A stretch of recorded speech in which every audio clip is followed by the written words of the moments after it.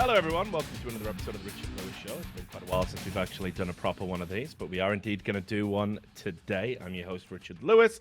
Joining me, as he always does, pressing buttons, lurking in the background, refusing to come on camera, pretending he can enjoy all the benefits of being 50-50. Yeah, mate, I figured this shit 50% out of this as soon as I partnership. got into esports, all these motherfuckers, I want to cast games. Nah, mate, you don't. You want to sit upstairs when no one's looking at you and press the easy buttons. I saw a niche, mate, I filled it. I've cheesed it. All right, well, I'm not really It's sure how me, indeed that filled it. fat guy Lee from Joey's podcast, and young Jamie, mate. Absolutely cheese the system. Well, I hate it because in my mind, you know, when I conceived of this being a long-term partnership, how I always thought it would go would be eventually, you know, we'd have our own like show, Yeah, you know, like one a proper day we TV will. show. One day we will. Well, Slowly roll. I know we Slowly did have roll. that. I know we did have that offer from, you know, maybe to go and do some radio stuff, which Yeah, of course see, would have been that's ideal for ideal. you. But even radio these days, it's not really radio. Yeah, they is always it? have they always have a video Yeah. afterwards. Yeah, but I Yeah, wouldn't like mind even, that. you know. But like, I don't like the idea of just always being on camera because I don't say stuff most of the time. So it'll just be me sat there, and obviously when you're sat there saying nothing, you're just bored, aren't you? So it'll just be me picking my Yeah, but you won't nose, even be on camera. I'm vaping. just saying, if Beetlejuice can get his shit together to do fucking on-camera appearances, why can't you, mate? I've done many. I played the trumpet on stream. I've had not on various camera. giggles. Yeah, I did. I played you the on trumpet on camera? camera. Yeah. I had my I little haven't even backing seen band, the remember, VOD. on the green screen. I don't remember it. There you go. It's all a blur. See? All a blur. So yeah, look, we're gonna do a show, and just 1 second. I'm just about to drop a straight fire tweet, and then I'm 100% invested in just doing the show. First up, before we get into this episode of the Richard Lewis Show, shout out to our sponsors, Rivalry.com. If you like esports, which a lot of the viewers do, you're gonna like Rivalry. You can go over there, use the referral code RLS. Qualify for up to $350 of VIP bonuses, and they always have events coming up. In fact, when's the next Counter-Strike event coming up, Sam? I feel like there's one around the corner, isn't there? There usually is, isn't it? No, without counting the minute, there's probably one every week. The next big event is, come on, HLTV. Sydney. IEM Sydney. Yeah, there you go. IEM Sydney's around the corner. And, of course, Rivalry will be offering, you know, safe, ethical betting on their platform for that event. And as well, they'll probably be doing a Thunderdome. And if they do a Thunderdome, which you can, you know, if you go to Rivalry GLHF, at Rivalry GLHF on Twitter, they'll keep you informed of it. It's basically a chance to win anything up to $1,000 completely free just by making predictions. It's not gambling. It's free to enter. All you have to do is have an account. So you can totally check that out. But yeah, they're a great sponsor. They've been super good to us. We're getting towards the end of our time together. And we're hoping it's going to be a long and fruitful relationship, and we're going to continue. So again, all the signups and support to them will definitely help us. But we'll definitely talk about these Overwatch stands on this show because, I mean, a large part of the thing at the top of the show is going to be, you know, talking about the state of games developers, and, like where we're at right now, the fucking state of them. Straight up the fucking state of them. It is mind-blowing to me. Games developers and games-related companies. Shit, man, I'm even going to talk shit on Twitch, on Twitch's channel. So, yeah, no, I am. Monkas. It's got to be said, mate. Monka S or no Monka S. It's got to be said. I prefer Monkas. Yeah, no, I used to think it was Monkas. And then Launders, who's very fluent in Twitch chat, he said it's Monka S. And, you know, he because Launders is a good guy, you know, so he politely corrected me. And I've said Monka S ever since. No, I know it's Monka S. I just feel but you see, Monka sounds like... Yeah, but it also sounds like a bloke down the pub. Oh, you're going out with tonight? Yeah, me and Monkas are off. That's why I like it. Monkas. Yeah, no, I like it too because I always think of that frog as being called Monkas. Yeah. It's Monka S now apparently for some reason. Anyway, let's just talk about the madness. We'll start with old territory, I think. Riot Games. Can we start with Classic. them? I don't know if you remember back in the day. I used to have a bit of a thing where we would talk about all the Riot Games' bullshit to the point where we even hired a guy to basically staple "fuck Riot Games" to his forehead. Now, back then, you could show that on Twitch, but you probably can't even show that now because there's a little bit of blood comes out. What a boy that guy is. I've contacted him since. I think we still follow each other. Oh yeah, how's he doing? He's but he's basically like from the fucking band Majira, Majira era, and so he just fucking loves stunts. Yeah, that's what he's he called. was on Fiverr, mate, people are like, oh, why did you get a guy to staple your head? Mate, that was the nicest thing I could have him do. He was drinking fucking candle wax, but melting candles, pouring them down his throat. Yeah. What? Sorry, what? And let me tell you, Sam, you should see the state of his foreskin. It's, in there? Yeah. Yeah, he was doing some wild shit, mate. He was because More he'd film it and holes put on than his my YouTube shower channel. head. So I think the Fiverr was just an additional money, but I was gonna do it anyway. Exactly. You've given me a Fiverr, you know, cunt. Yeah, so I'm just saying, but can't show that on Twitch now because, if you can't show documentary footage that has dead bodies in it, where the fuck are we at? And this is what I mean. Like, we'll get into the Twitch stuff, but when you consider the potential Twitch has, and I did an interview with DJ Wheat just recently about this, and how it's becoming more and more like open access.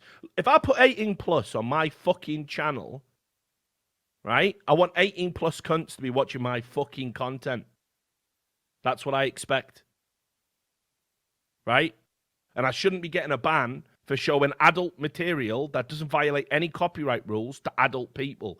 And then because of the inconsistency with all the bans that they enforce, you don't even know where the fuck you're at. Can I show Geralt having sex in The Witcher 3? I don't know. Can I stream that?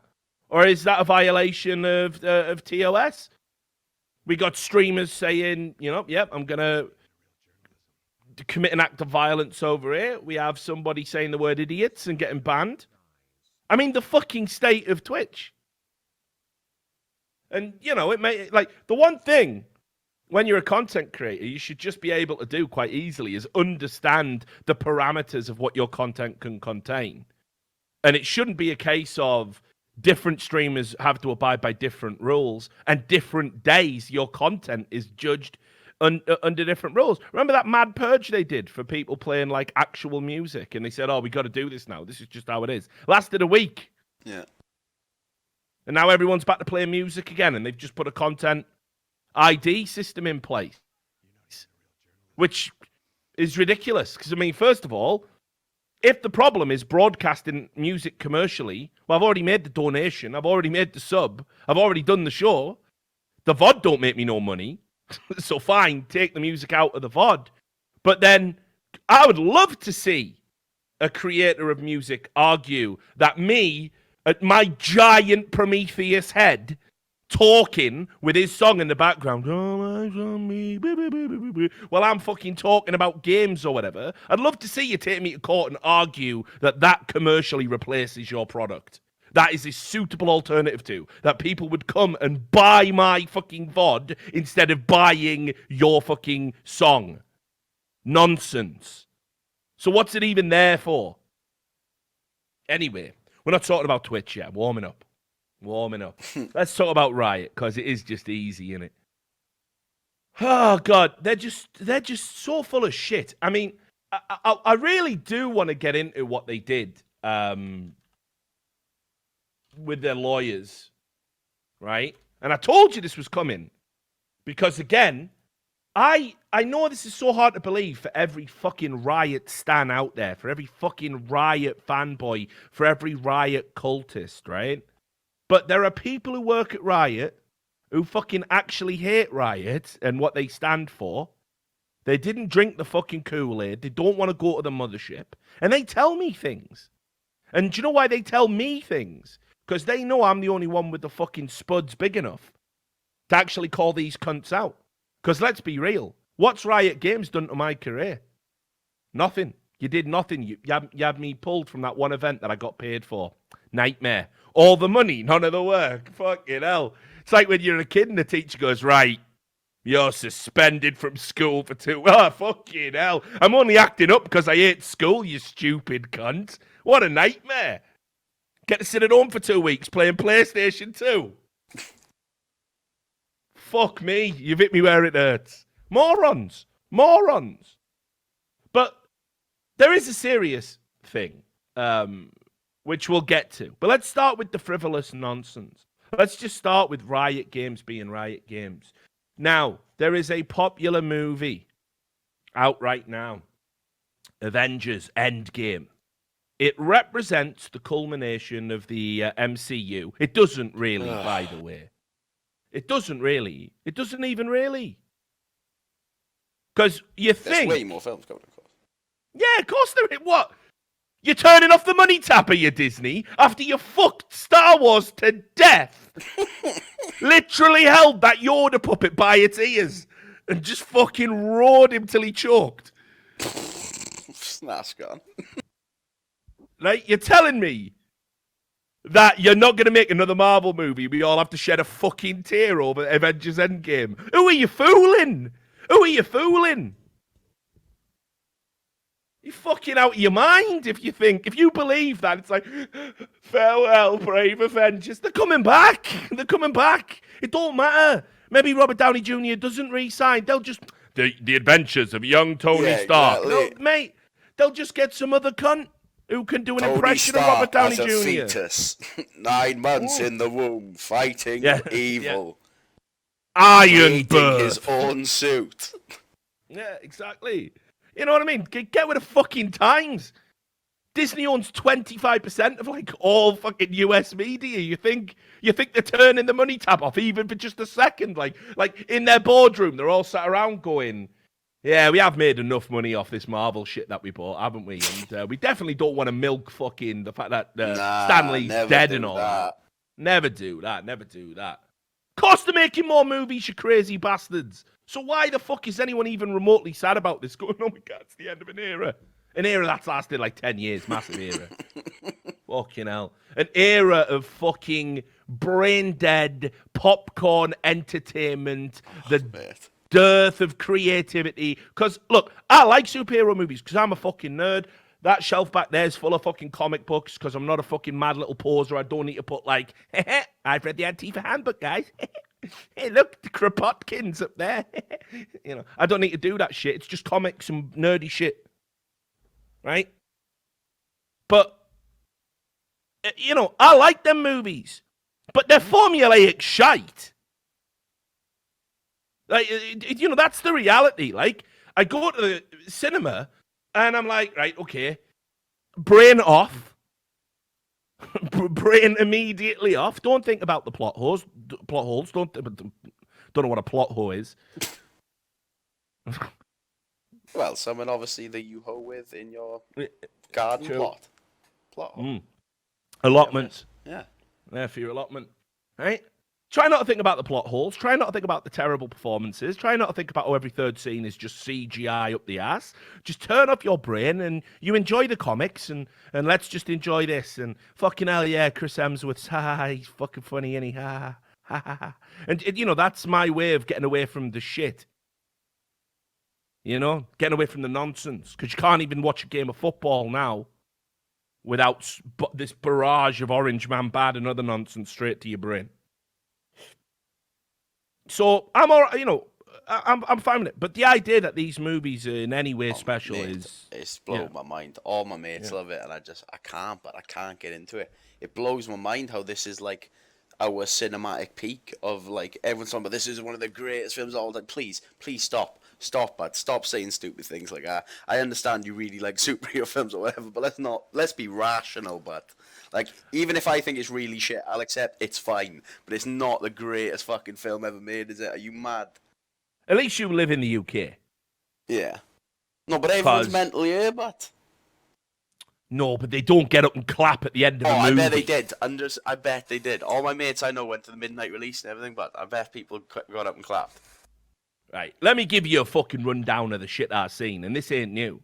Because the first movie I saw in an American cinema, if you can get your head around this, was Lethal Weapon 4. Banger. Terrible. Had Jet Li in it. Garbage. And then if you look at Jet Li now, that makes me feel old, because somehow he accelerated in age. Yeah. He just, like, I don't know. He got put in a particle accelerator. He looks about 90 now. It's ridiculous. Go look at him. Look at him while I'm talking. You won't even believe it. Just type in Jet Li now. It's bad. Anyway, that was the first. Right. People clapped at the end of Lethal Weapon 4, for fuck's sake. It was garbage. It was nonsense. They'll go, woo. As if he's only 56, that is, man. I told you that. You can bring them up on stream if you want, mate, just so people know what I'm talking about. Meanwhile, I haven't aged a day, by the way. Just gained like a little bit of weight in that. So in many ways, I win that one, Jet Li. Look at him. It is pretty wild. He's 56. He's only 56. Like, how old's Mark Cuban? Mark Cuban's like 57, isn't he? For comparison, like, of just humans. How old's Mark Cuban? Mate, he Mark looks like Cuban's the dude 60, but Mark Cuban's 60. He looks like the dude you seek out who tells you where the fucking magic item is, doesn't he? He's like Dungeon Master or something. How is he that old? That is, man. People are saying he's sick. He's not. He's denied it. He says he's fine. He says his hair just fell out. Well, even that, he's bald in both. I know people going, his hair just fell out. Give him a break. Mate, come on. He's bald in both pictures, you mad bastards. What do you mean? He doesn't look that bad in the left picture. That was him now. Reasonable as fuck. Yeah. But even his glasses look like they got. The terrible thing is those pictures are a week apart. Yeah, that's the rate he's getting old at. He look worse now. Anyway, so Avengers Endgame, right? And I want to talk about something broader here. Spoiler culture. I've been meaning to write an article about it to put it all down in paper exactly why it is just cancer, right? But I want to. I think I can express it pretty simply. All right. The problem with the world right now, collectively, regardless of the fact that, whatever your politics are, whatever your opinion is about, various issues, the reality is the problem that we have is that everybody, because of reality television, 24-hour news cycles, 24-hour television, constant access to social media, the illusion of access to the lives of celebrities and actual successful people who matter.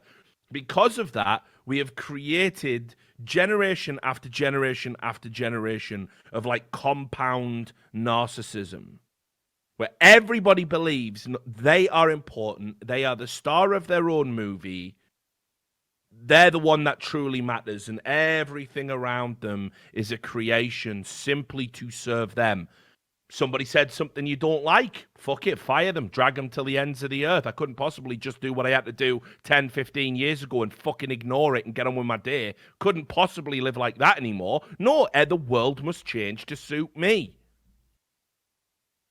I want to call myself by a non-existent, non-gender specific pronoun that doubles up as my first name, but want to stipulate legally it's a pronoun. The world must bend. Everything around me must change. And whether you know that or not, spoiler culture is a symptom of that broader problem. Right? It is literally saying, I haven't seen the movie yet. So the whole internet must shut down because I still want to use the internet and I couldn't possibly discipline myself not to do that till I see the movie. And if anybody ruins the movie for me, they're a toxic piece of shit. Listen to yourselves. Listen to yourselves. The world must stop until I catch up. What are you fucking saying? What are you saying? Spoiler culture is a symptom of the entitled mind. And I didn't know Han Solo was dying in that fucking Star Wars movie. Oh my god, I haven't seen that yet. Yeah, I had an inkling, right? I had an inkling. Because think about it. Harrison Ford doesn't even want to do the movies. Right? But I saw it. I saw it on probably HLTV forums when I was browsing that, reading one of them wicked threads about what do you think happened in Afterlife? Asked the moron. Right? And I saw it and I thought, yeah, probably makes sense. Wonder how he dies. I scrolled down. Kylo Ren does it. Thought, killed by his own son, eh? Fucking hell, bit rough, innit? And then I went and saw the movie. Right? And I still enjoyed the movie as much as you can enjoy a modern Star Wars movie. That's just a remake of an older, better Star Wars movie. Also, man, I know the people who complain about spoilers and shit always the people who've read the books and the comics. Isn't that itself a fucking spoiler for the films? You're going to complain about it. It's just like... it's the most obvious, predictable big death. And understand in the same way that, like, Game of Thrones has characters who have plot armor, and the ones who are actually flexible and can die, you kind of do see it coming a little bit now, you know? You know who's getting killed, you know who's getting offed, and when it happens, you go, yeah, all right then. Same with this film, like, the ones that ended up, well, yeah, fuck it, the ones that ended up dying, all had their contracts ending and shit, or had come out in the media, they weren't doing any more films. So it was like, I wonder what's going to happen. Yeah. One guy doesn't want to do films anymore. I guess he's going to live. Yeah, the one guy who begged to be killed off in the original trilogy dies, does he? Fucking hell. Who saw that coming? So again, I remember this brouhaha around the Star Wars movies because it's always the event movies people get upset about. It's always the event TV show people get upset about. The internet, other people do not have an obligation to not talk about things they want to talk about, even if they're doing it just so people like you see it, right? If you don't want to run that risk, just stay the fuck off the internet, eh? I mean, that's how it works. So I hate spoiler culture. I hate anyone who cries about spoilers. Now, that being said, Riot fucking Games. They've banned people for some stupid shit down the years, Sam. They banned people for stupid shit down the years. And you know my attitude towards this. You have a mute button, just fucking use it, eh? If somebody like in Dota, right? I just mute and I play, and the only people I report are people who like intentionally feed, throw, disconnect, like all of that, because that's to me what the report function is for. It's not for a person said something to me when I have absolute control over whether I can hear them or not. That's ridiculous to be offended by that.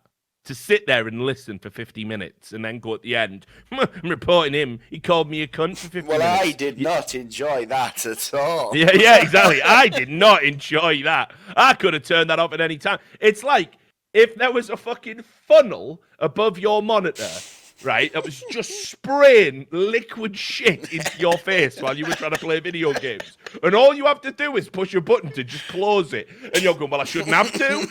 Why am I covered in shit? I shouldn't have to.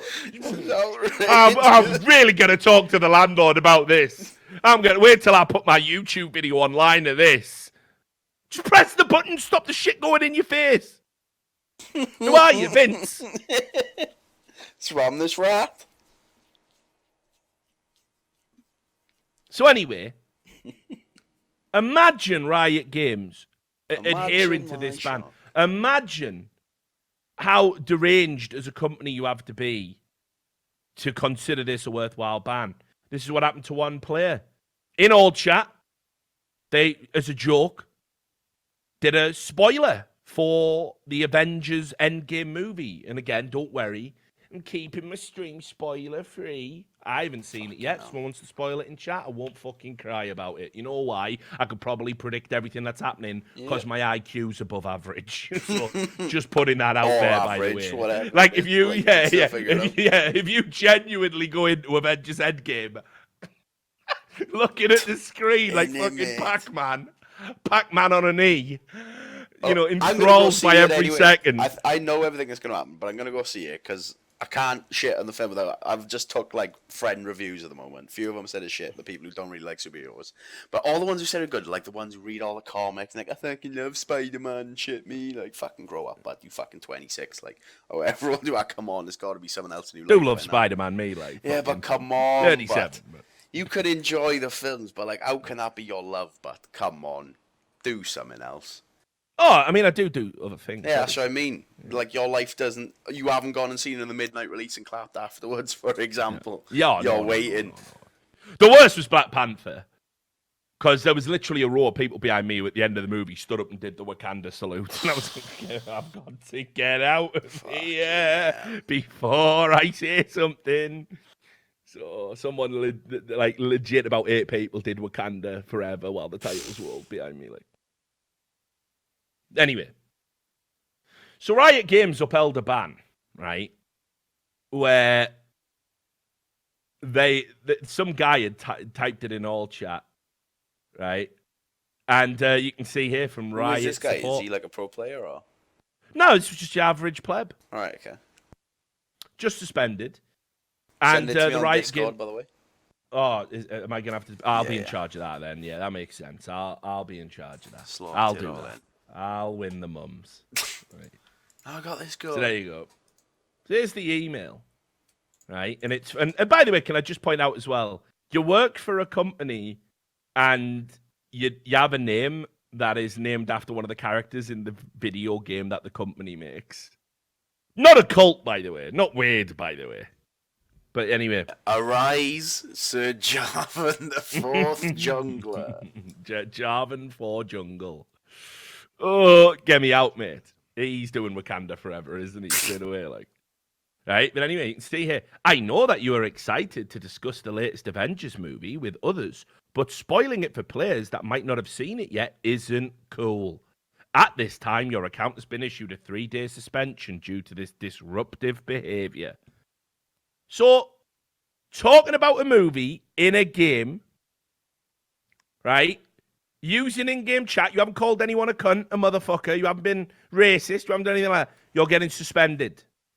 You haven't told anyone to kill themselves. It's not like suspended. You're a pro when you've done it on a stream. Like, if you did it on LCS, reasonable. You probably are expecting something to happen to you. That is unreasonable. In one game, 9 other people, like 9 people got the film spoiled. Who gives a fuck? Why do these 9 people matter so much? But unlucky. Should have watched it sooner, I guess. Beyond a joke. Beyond a joke. And they, you know, they're standing by that. Standing by that as a reasonable, a reasonable ban. When the individual complained and said on what basis, like under what rule, for what essentially? Yeah, no, but like, yeah, look, if you ban somebody from a service that they pump money into and basically say for 3 days you're not going to be allowed to use that service, you should have a rule or something you can point to justify it. Well, Jarvan for Jungle says, "Hey there. Our code of conduct in terms of use is not going to have a list of every behavior that can lead to a penalty, and we will intervene in action accounts that we see are disrupting the game experience for others in order to protect our community." They're protecting you. They're protecting you from the spoilers. We don't have a rule for all the things we enforce, so we just make them up. Because we're a company full of cunts, demonstrably, by the way. And it just filters down the little abuses of power. Their fucking, their culture. What's that? You're a woman and you want your opinion to be respected in our company? Sorry. Got a pro culture going on. What's that? You want to come to work and not get farted on or have your balls tapped by an executive? Sorry, this is Riot Games. Farting on the employees kind of comes with the territory. Riot fucking Games. Now, I don't think the Riot Games madness ends there, by the way, because I think there was another thing. Hang on, let me just see if I can... What was it? Was it this? No, it wasn't that. There's definitely something else I wanted to bring up. There was 3 little Riot Games story. Yes, that was it. So, all right, fine. That's just your average pleb player, right? That's just your average pleb player. So, I guess fuck all of you guys. I mean, the reality is, right, one of the reasons why the League of Legends player count is so artificially high is you have to have multiple accounts. You just have to. Everyone eats a ban at some point. Everyone eats a ban. You just have to. It's just the way the world. Say to somebody, you're playing badly, banned. Say, look, listen, I pick Singed in every position, banned. And then they say, we don't enforce a meta, by the way. Banned. Right? But you wouldn't lie to your pro players, would you? You wouldn't lie to your pro players, not your players who go out and represent the game and play at the highest level, right? And win. You wouldn't. You wouldn't do it. Except Riot Games do, right? Because there is no limit to what Riot Games will do. It's like literally everyone at Riot Games wakes up and says, how much shit can we just peddle today? Like, how many lies can we tell? How much power can we abuse? How petty can we be? Let's just raise that bar. Meanwhile, Mark Merrill, the hypocrite in chief himself, presiding over a charity that also is investigated by lots of people for its cult-like ways. No problem. Nothing to see here, folks. But let me just draw your attention to this. Now, if, like me, you used to follow League when it was good, before it became this washed-out load of garbage it is now, you'll probably know who Toys is. And in Season 2, his team, TPA, won the World Championship. And along with other things that they got a ring. Right? Yeah, see, people in the chat know Toys. And Season 2 was undoubtedly one of the best seasons, no doubt about it, right? Yep, we all remember his Oriana, sick player. So he got given a ring, and it was a sapphire ring, jewel, metal. You know how rings are, they go on your finger, right? And he was given like a championship ring, and he was told that the championship ring was worth anywhere between $5,000 and $10,000 because it was a genuine sapphire with genuine, platinum or whatever the fuck. Right? And obviously people, that's what people got. That's what they were awarded. So anyway, it's getting on a little bit in time. And Toy said he would never sell this ring, right? Never would sell it because it's like part of his great memories. And even though League has moved on and he's not as relevant as he once was, and there's a lot of new fans now probably don't even know who he is and how good a player he was, he just decided, probably for insurance purposes, probably for curiosity, like when you're a little old lady and you go on the Antiques Roadshow, right? He wanted to get it valued and appraised. So he took it to a jeweler. And the jeweler took one look at it and said, at best, that gem is worth $1,000. At best. And he said maybe an additional $1,000 for the handicraft work of the ring. So it weren't even what they said it was. Right? And he did a video about it telling the story, which you can go see. It's got subtitles on it. And at the end, he just cheekily goes, "Thanks, Riot, for your hard work in making a good quality ring." It's unreal, isn't it?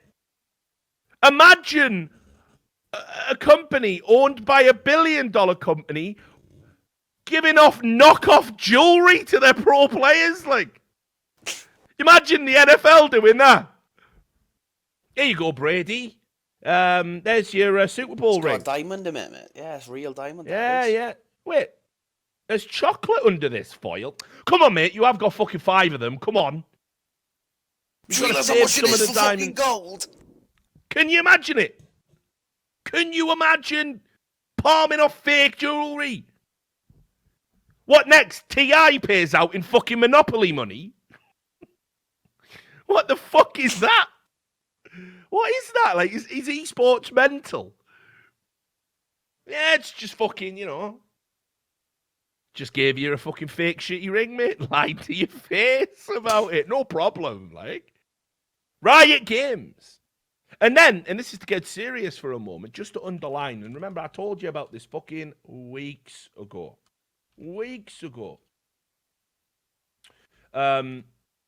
There's this lawsuit that's going on where several people have banded together in a lawsuit about sexist practices within the company. As a Kotaku journalist, and yes, we do mock Kotaku on this show, but overall, I'll say that her reporting on Riot has been impeccable. Cecilia Di Anastasio, she has done a lot of good work in terms of exposing what a type of company Riot Games is. Now, equally, she also massively fucked up and said XQC said something he didn't, and then reluctantly retracted it in a pretty unprofessional manner. It's Kotaku. You got to know by now it's narrative and politics before reporting, before actual journalism. That's how it is. It's just how it is. That's the way they work over there. But in general, she's one of the better reporters. She got an award for reporting on Riot Games, and everything she's reported holds up with my own understanding. So, I told you on my stream last time we talked about this. You can go check the VODs if you want. I said what Riot Games were doing was bringing in a special law firm to basically plug holes to prevent further employees from taking legal action, and indeed the existing people who are trying to take legal action against Riot Games, making them basically go into a private arbitration process, which means it will just be resolved off the books, away from the court, and they'll just be given some money and told to shut the fuck up. And by the way, if you think that's wrong, you might want to check out the rule book and player's handbook from the Overwatch League I released. All right? Still waiting on that rule book over in Overwatch, aren't we, Sam? Weird that. Weird how Nate Nanza said he just hadn't had time to release it, and here we are. And they're all, look at us. Look, fucking Overwatch League's flying. Nothing to see here. We just got Coca-Cola on board as a sponsor. I mean, don't look too closely at the fact that Bobby Kotick is the chairman of the Coca-Cola board and works for Activision Blizzard. Certainly there is nothing untoward about that, guys. Now, shut up, Twitch, and give us another $90 million because we're bringing in the big sponsors. How stupid do these companies think we all are? And of course, you can't talk about it. You know? It's a matter of time before I get an email from whoever fucking has the unfortunate job of being my Twitch manager saying, Riot Games and Activision Blizzard are big partners of ours, and you do use your stream to badmouth them quite a bit. Because they're fucking slime. Because everything they do is just about money and profit and control. And they don't even give a fuck about their own employees who enforce their heinous bullshit. Anyway, here's the link to that article, right? Where they are literally using their weight, their clout, their money to basically agree that to pressure the plaintiffs into agreeing into arbitration, because if they do that, there can be no dispute. No need to go to court. Let's keep it all quiet, cut and dry. One hand washes the other. Riot Games. They're do you understand what I keep trying to tell you guys? They're rotten to the core. The good people who work there hate it. They do it for money. They do it for a paycheck. They do it for a CV. Their fucking resume.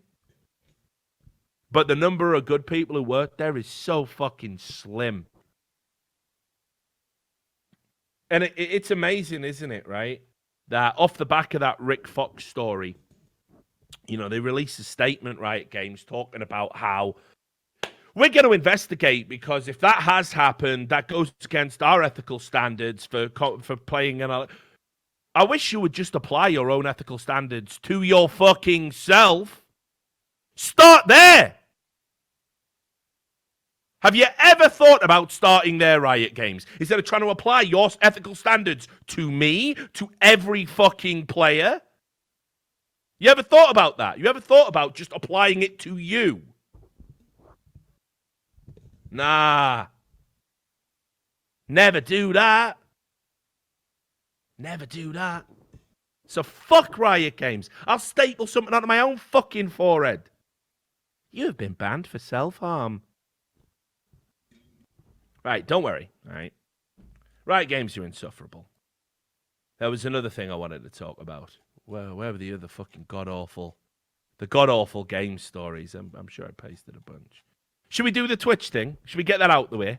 It might be a real short stream, but shall we do it? Go for it, bud. All right. It segues from League, so we'll go this way. No, I don't watch League streamers. I'm too old for that. It got old real quick. Trick 2G or nothing. That's how I'm living. G-Gate. Yep. But let's just talk a little bit about what happened with TF Blade. Now, I don't watch TF Blade, but he's a streamer who signed with Team Liquid. Doesn't seem to be a particularly huge streamer, which probably explains what happened. And he was playing a game of League of Legends. And he basically was, doing what you do on stream, talking about your team when you're better. And he called his team idiots. Idiots. And he was banned off Twitch. He was banned off Twitch, guys. And you're like, why on earth would he have been banned off Twitch for saying the word idiot? Well, amazingly, somehow, and I think it's great that Twitch are making up their quota of employing deaf people. Big fans of that. Because deaf people got to work too, but maybe don't put your deaf employees in charge of deciding what you hear and what you can't hear. Because there is no way in the world. I went in primed expecting to hear the N-word. That's what they accused him of saying. And even primed with that, I couldn't hear it. I listened to it at different volumes. I listened to it when it was isolated. Now, we'll play the clip. Here you go. This is the reason for the ban. Because, highlighting Twitch's stupidity on Twitch using a clip that got somebody falsely fucking banned is probably a violation of some obscure Orwellian TOS. But if this shit is allowed to fucking stand, there is no point in the platform. Right? So, pull it up, Jamie. You got a link for me, Jeff? Or should I just find it? Well, you said you had it from earlier, right? Yeah, the one I had was his reaction, so let's find a different one. Yeah. I want the one with his reaction? No. I think I've got the original here. I think this is it. So, we 3, 2, 1 in, or do you want me to just play? Just play it. Holy shit, kill these idiots. Go. Go. Just go. Holy shit, kill these idiots. Go. Just go. Holy shit, kill these idiots. Holy shit, kill these idiots. There you go. Right. So, it's idiots. It's just beyond a joke that anybody could hear anything different. It really is, right? It is just so stupid to even try and pretend otherwise. And I saw debate on like live stream fails and all these other places where they're going, oh, you just say N first. I mean, it's a run-on word in a sentence, right? So good luck on that, by the way. Again, I still can't hear it, so I must have permanent tinnitus or brain damage or something, right? It doesn't make sense that he would say it, because why would you just drop it there? You just won a game, like, casually, you're just going to say that, So it's not even logical. It wasn't like a heated gamer moment or whatever fucking clandestine term they use, right? So he then got in touch with them and said, like, why have I been banned? And they said, like, oh, we actually reviewed it, and we can still hear the bad word. He pasted their email in a twit longer, TF Blade, right? And here was the email. He was like, hey, Ashcan, just heard back. I've been told that after you submitted your appeal to be as objective as possible, they had numerous people listen to the clip. And unfortunately, they every one of them apparently. No way. No fucking way. You're lying.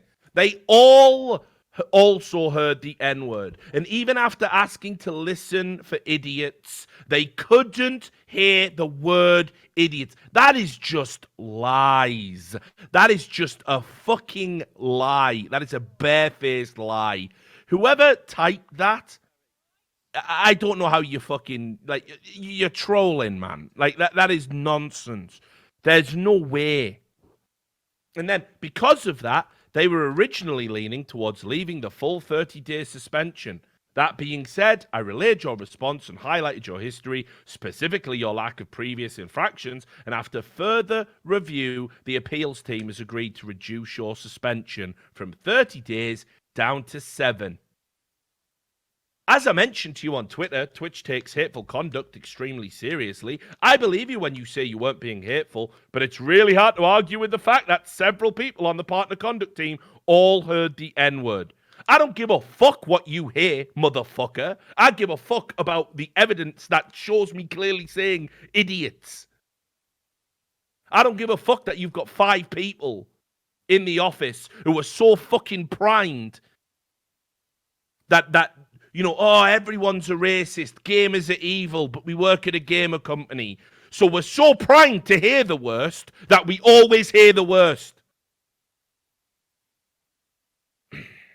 I don't believe you're a hateful person, and I hate seeing my partners get suspended, just as I know you're really frustrated by this situation. I know this wasn't the outcome you wanted, but I hope you can agree this is a better outcome than the original proposal. It's like going to some cunt who's been banged up for a murder he didn't commit and said, we had a look and there is no evidence, right? But, you know, what we'll do is we'll knock half off. So instead of doing 30 to life, you're doing 15. Is that all right? For the crime you didn't do, hey? I'm sure you'll agree it's better. It's better, mate.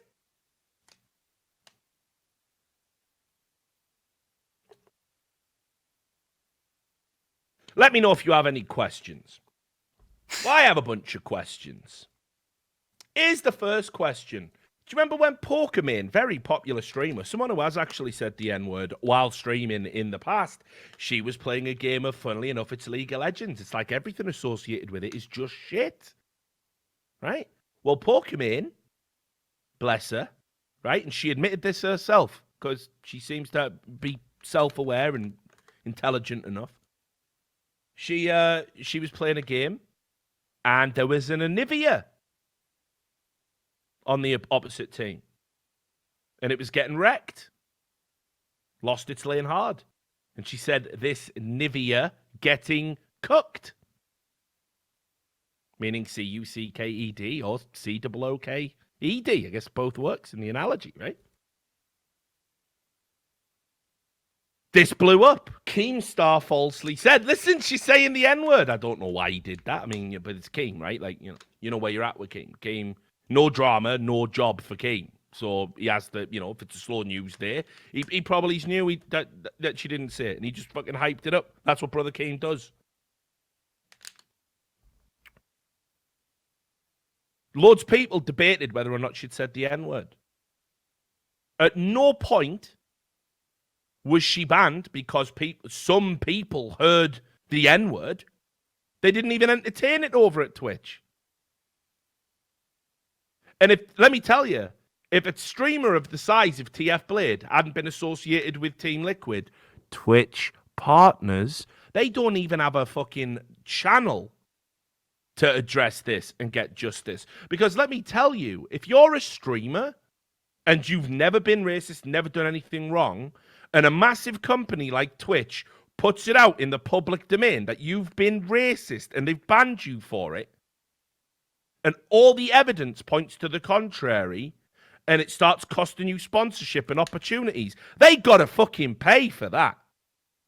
That's outrageous. That is outrageous. And some fucking Johnny come Notley in the office telling you, we're smearing your name in public, but, you know, we've reduced the ban to 7 days. No, the principle's more important, you fucking idiot. The principle's more important. The fact that you have denigrated somebody in the public domain like that and said that they're a racist when they're not because they said the word idiot.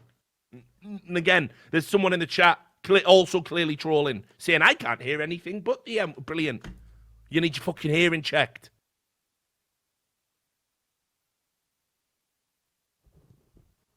It's not a psyop. It's not like some weird fucking test where 50% of the time it's one thing and 50% of the time it's another. You're either just an idiot or you're not. That's it. That's the whole thing in a nutshell. You're either so fucking deranged that all you can hear is slurs everywhere, or you're not.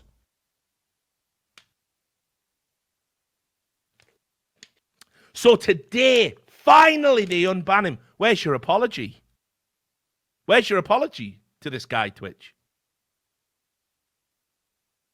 Where is your apology? Not an apology for using your huge platform, your Amazon-owned platform, to smear a streamer who is completely innocent. And trust me, TF Blade, he's not a big name. Google it. What do you think's coming up for the rest of his life is the first thing. It's going to be that. It's going to be the time he was racist when he weren't racist. You know, you've admitted you were wrong by unbanning him. So where's your fucking apology at, Twitch? It's a joke. It is such a sick, sick joke. And I feel so sorry for him because I've been in positions like this myself, as you guys know, where it's like you've got, I'm banned on Reddit. I can't defend myself on Reddit. There are moderators on Reddit who lie about me, make up stories saying I've driven people to suicide, that I've done vote manipulation, all ruining my reputation, has cost me like one sponsorship in the past back when I did league content, and I can't defend myself against it. So I just go on and I just succeed and just think about their lives, and that's how I progress. But I can't imagine the frustration at a massive company like Twitch, how you make your living banning you and smearing you as a racist completely falsely, and then trying to give you the shit platitude that because a few idiots in the office heard something that you didn't say, you have to eat that shit and live with it for the rest of your life. We're branding you a racist and deal with it. It's outrageous. It's actually worse than what they did with XQC, where he got suspended from fucking the Overwatch League for using a global emote on Twitch chat. And we all agreed that that was stupid.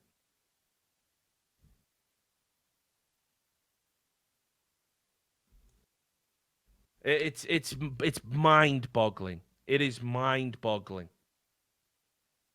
that they don't grasp why an apology is appropriate. That they don't grasp just how big of a deal it is to do that to one of your fucking partnered streamers. And as I said, obviously, you've gone hard on Twitch, Richard. You've said that they're idiots. We are pointing at an obscure term of service violation. You can't insult Twitch staff on Twitch, So, yeah, fuck it, I'll do 7 days. Never fucking getting me to fucking pretend what you did was all right. All the other fucking streamers pussyfooting around it, all the big streamers. Well, I don't know. It's kind of a silly ban, isn't it? But I mean, if you heard it, you heard it. Like, all fence sitting. Garbage. Twitch were fucking wrong. What they did was a disgrace. Call them the fuck out. But now we all get to have a little laugh, right? Because we can talk about Overwatch. If you want to talk about obnoxious, right? You want to talk about obnoxious cliques and communities and groups. Ugh. Overwatch fans, Sam. Right. So Overwatch, who'd have them, right? Overwatch fans have been all over Twitter the last 24 hours. Prominent figures, people who have jobs in the league, and we're having this old esports debate again, right? That booing bad. So basically what we had is we had the Overwatch League finally do one of its roadshow things, which is meant to be the precursor to everyone having a home stadium, right? And it was Dallas Fuel, and it was in Dallas. And it did have a really good entertaining bit on day one where there was a power cut, and they just had a loading screen for 47 minutes. I actually really enjoyed that. Thought it was very entertaining. The rest of it, not so much. Couldn't understand what was going on, obviously. So they went on. They're on the road now, right? And it's in Dallas, and it's the Dallas team, and they're playing another big team, LA Valiant, right? So guess what happened? The home fans booed the away team. Cue outrage. Outrage. Outrage. Like, I don't know. Like, I really despair for where we're headed. Because, you know, we're banning people for fucking giving away movie spoilers. We're saying that right? Some of the shit I read the past 24 hours is just mind-blowing. It's mind-blowing. Let's get into it, right? So, first up, there's this dude called fucking AlphaCast, right? Who's like... Go cast. Well, but there's nothing alpha about this motherfucker if this is his opinion, right? But he's like the head of the French like commentary scene, right? And he said to Slasher, good amount of hype. The only the booing when LA Valiant walked on stage made me cringe really hard. Distasteful. Right? So you got this guy, 80,000, 85,000 followers on Twitter, works in the industry, giving his opinion that paying fans can't boo the away team at a home game. But so let's just summarize, shall we, the Overwatch credo. We want all of the raw passion. We've got such a passionate fan base. We got a diverse and passionate fan base. The fan base is so passionate and diverse, and localization can work because people are so passionate about the team. Don't boo the other teams, though, because that's just taking it a bit too far, innit?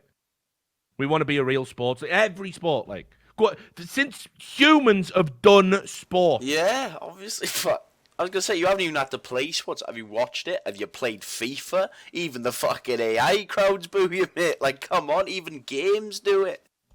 Mate, since the fucking Neanderthals figured out you could throw a rock into a hole, there was another fucking Neanderthal on the sideline going, boo!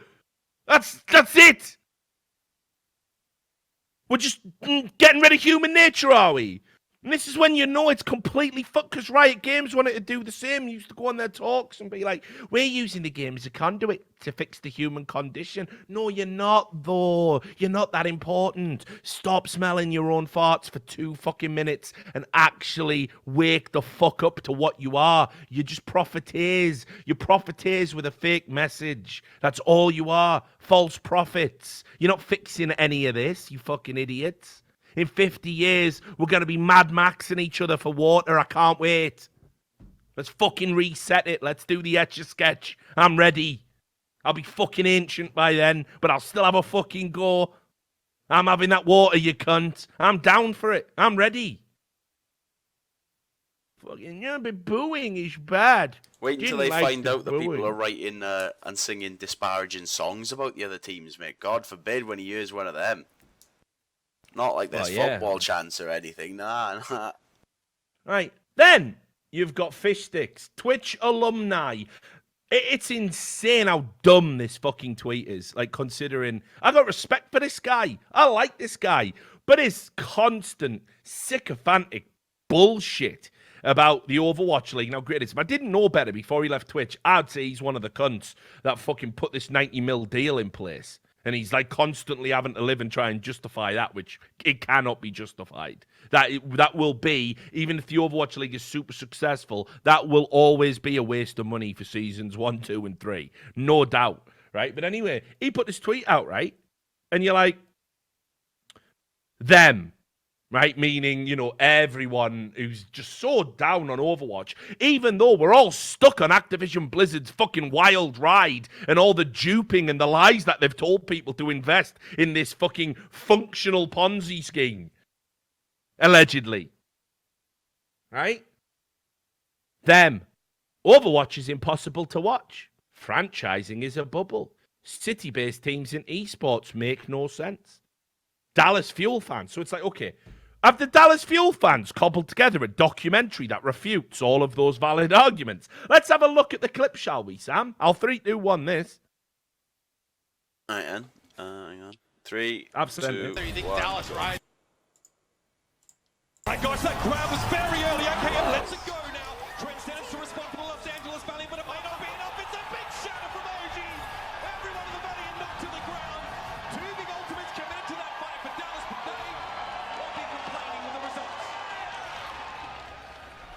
quick. As, OG gets his first shatter, he's going to build up towards another one.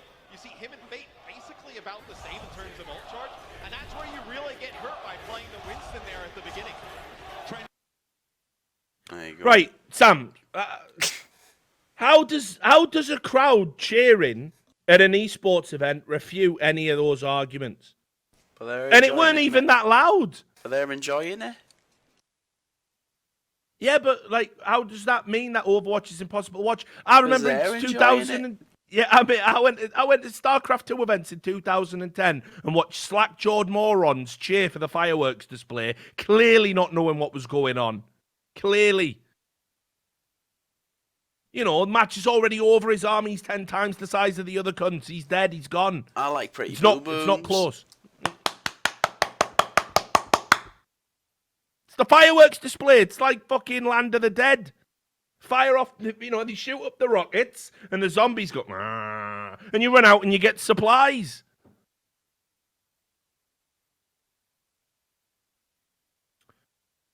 You know, that's like saying Counter-Strike has adult themes, they said. But have you heard this? Yeah, our crowd's fucking shit on anything in esports, by the way. It don't mean the game doesn't have problems. It don't mean the scene doesn't have problems. What is that? How does that prove that franchising isn't a bubble? It's mental. It's one of the most... It's just so wild. I like... To even try and argue with that.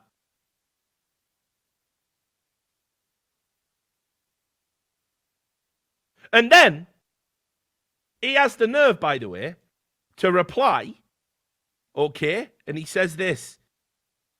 And he goes, to say I'm a biased as fuck Overwatch fanboy would be understating it. What can I say? I love this game and I want to see OWL succeed. Coming soon to a franchise near you, by the way. Criticism and concerns are valid. Doesn't change the fact that selling out 5,000 seats during a regular season bodes well. Selling out? Do you think I was fucking born yesterday, Ben? Do you think I'm a moron? Do you think my audience are morons? Do you think people who actually follow this industry are fucking morons? Because it's weird, because I read something about how GameStop were doing an activation. Right?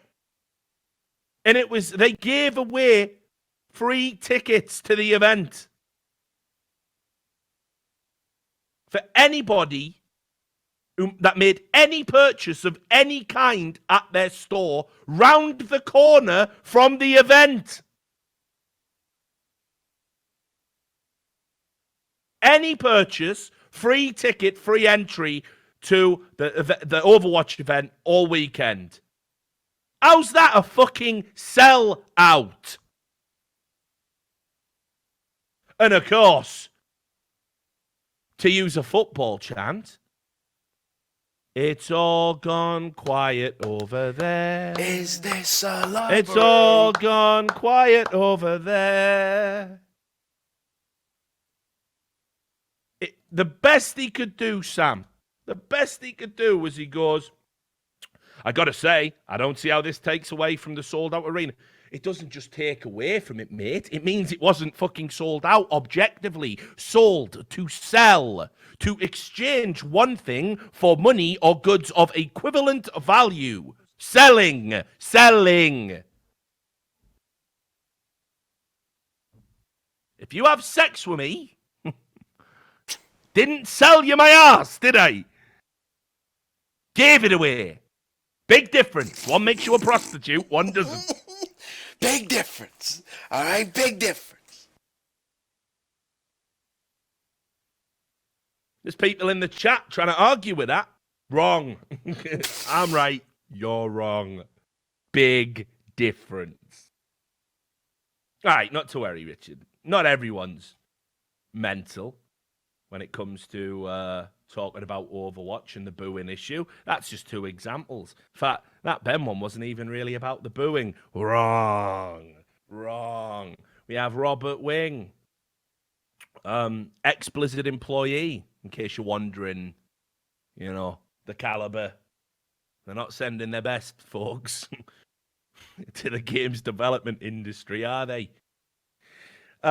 He said in this Twitter response here, I would never deign to tell you how to manifest your passion as a fan, but there are regular reports of emotional and mental burnout in the Overwatch League and esports on the whole. So me, as an empathetic human, I'm just better than you, would not boo players because I know it's harmful to them.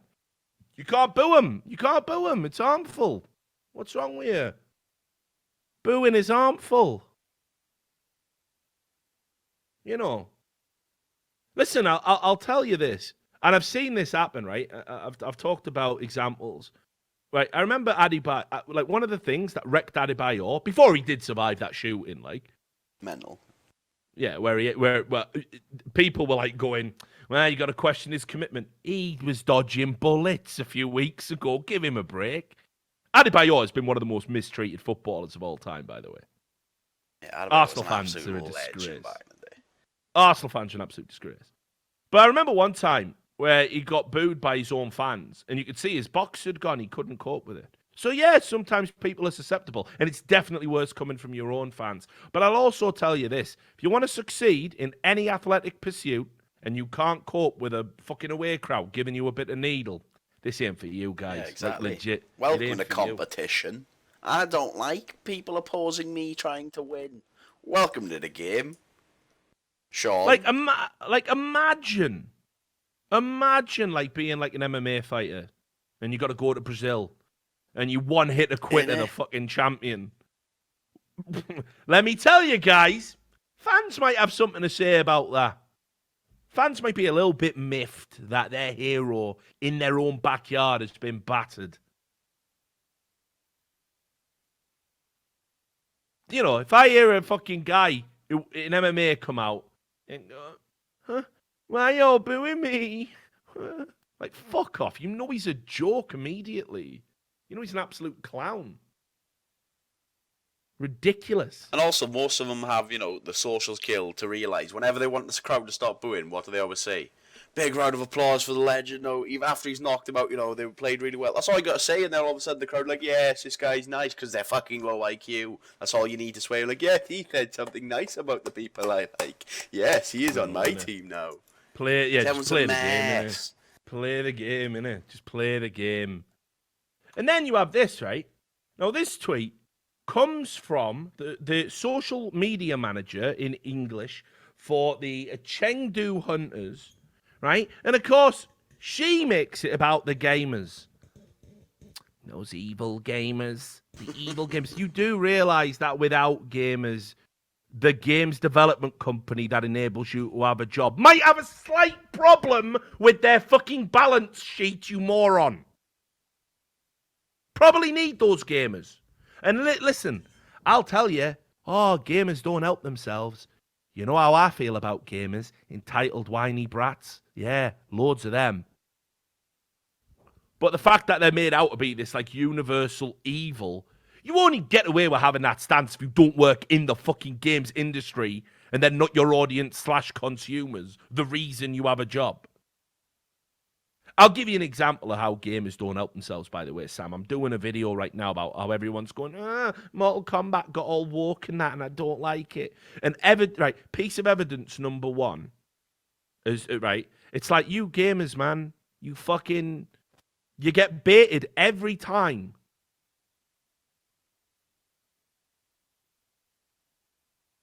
Hello, Richard. Hello, Discord. To unlock now, right? Right, hang on, you DC. You said you got baited every time is where we dropped out. Oh, I thought we got banned. Nah. Dropped out or baited every time. Right. So yeah, you gamers get baited every time, right? So to make sure you're not complaining about all the predatory microtransactions NetherRealm Studios put in this version of Mortal Kombat, they threw something in where Jax, an African-American character, goes, right, when you win the tournament in the canonical story, you can go back in time and change anything. So Jax, being an African-American guy, he doesn't like slavery that much. So he chose to go back in time and end slavery, right? What could be more reasonable than that, by the way? What could be more reasonable than that? Like, probably something you would actually do. Probably something I'd do. If I could, obviously. Because it was fucking horrible. So, in it, he goes, I'm not going to wait around for people to get woke. I'm going to take matters into my... And he literally says that. I'm going to take matters into my own hands. And he goes back through time, ends slavery, and then he's living in like some Wakanda-esque utopia in the present day because he used the time machine. Right? So, the gamers got upset about that. And it's like, listen, it's like playing Gotcha Knows with kids. They threw that in so you idiots would talk about that and not the shit in the game. And you reacting to that would give the games journalists the fodder they need, going, look, gamers don't think you should stop slavery. Aren't gamers racist? You fell for it again. You are so dumb. So dumb that you cannot see when they're baiting you. So dumb.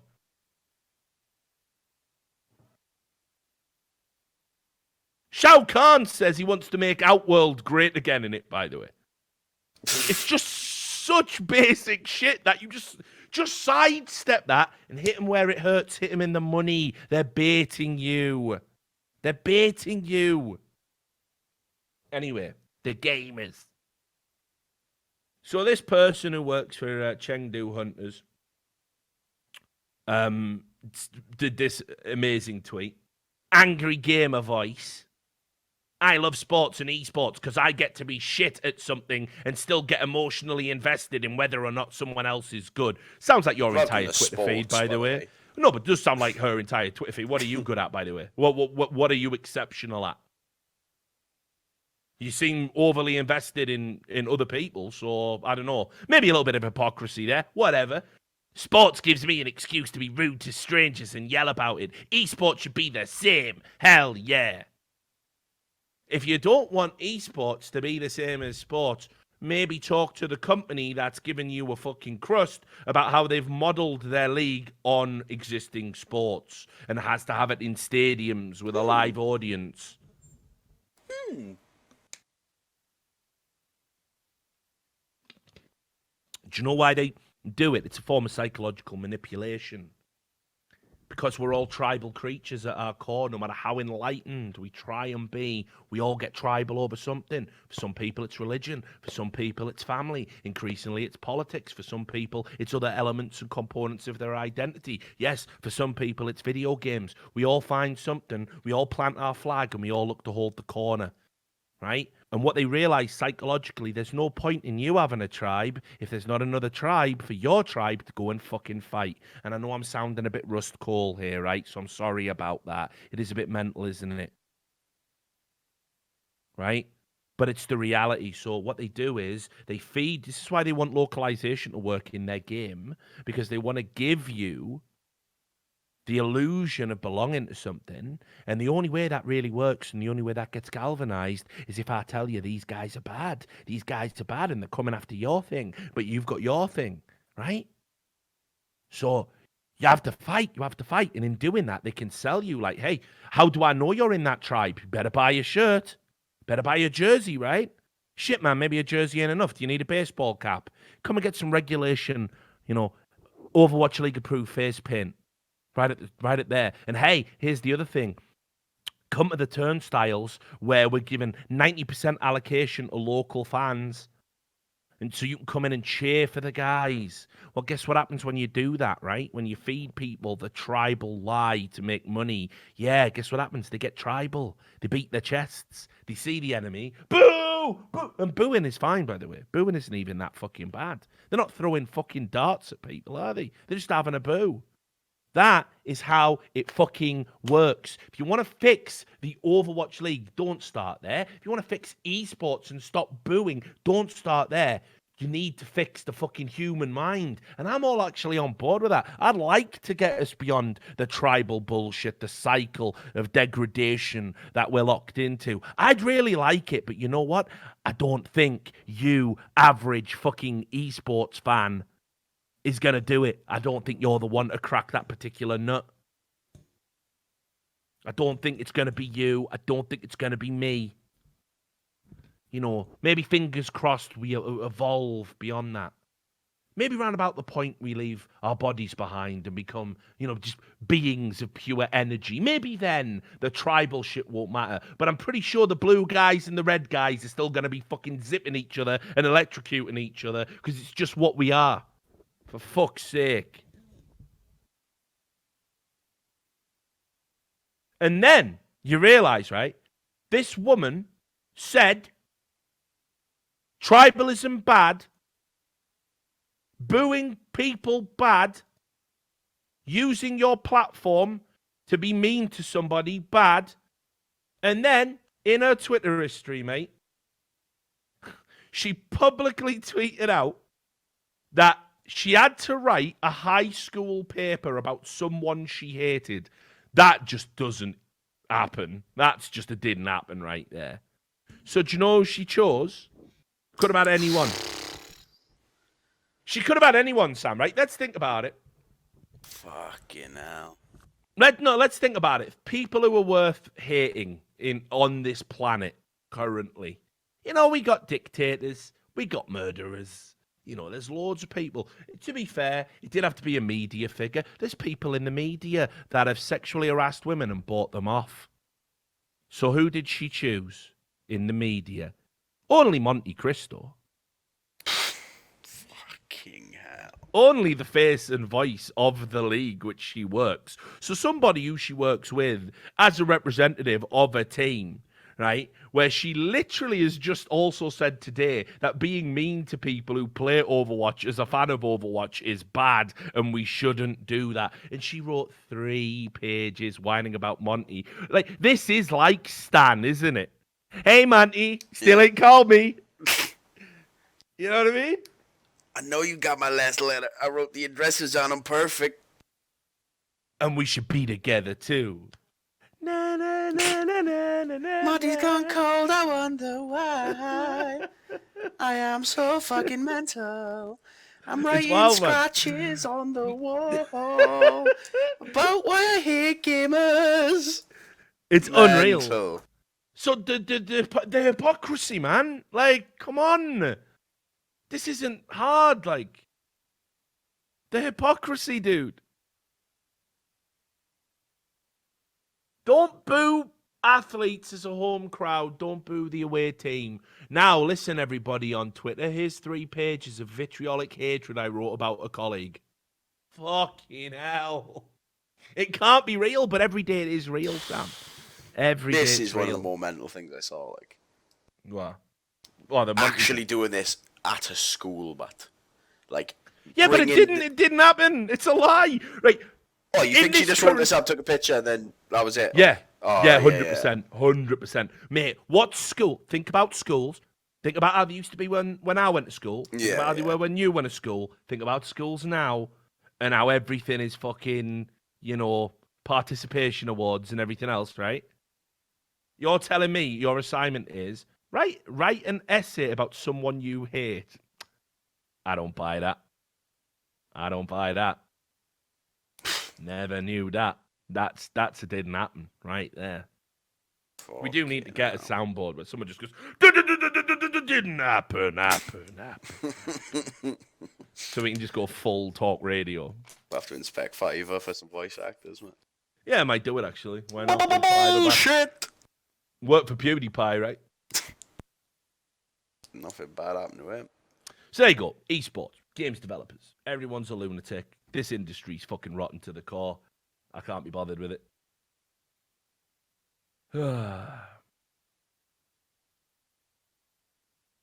Is it time, mate? What, to start going into the brow note? I don't know if I'm ready for the brow note, man. I can't. I don't know if I'm ready for the roughneck sound just yet, mate. Let's just have a look. So basically, we didn't want to get too heavy because there's been loads of heavy stuff going on, right? Loads of heavy stuff going on, and we wanted to keep this one like light, breezy, just 2 hours ranting about shit. Brevity, be fun. So we're just gonna pick up like some stories from the news. And I don't think we're ready for the brown out. No, there's a few other bangers in there, like just one off quick line of bangers. Yeah. Well, let me. What I can do is let's get this out the way because it sort of segues off what we're talking about. Like everyone that's trying to encourage this, like trigger warning, kind of safe space mentality. Last month there was something kind of interesting that came out, and needless to say, the mainstream news didn't pick up on this, which is really bizarre because every time there is like a scientific breakthrough, right? You always read about it, don't you? Like on the BBC, in like BuzzFeed, HuffPo, whatever it is, right? They always disseminate it incorrectly. That's what always happens, right? So it'll be like, study shows eating one rasher of bacon a week increases cancer risk. And then it's like you'll look at the study and it shows that people who ate one rasher had an increased cancer risk of 0.00000, some infinitesimally small amount.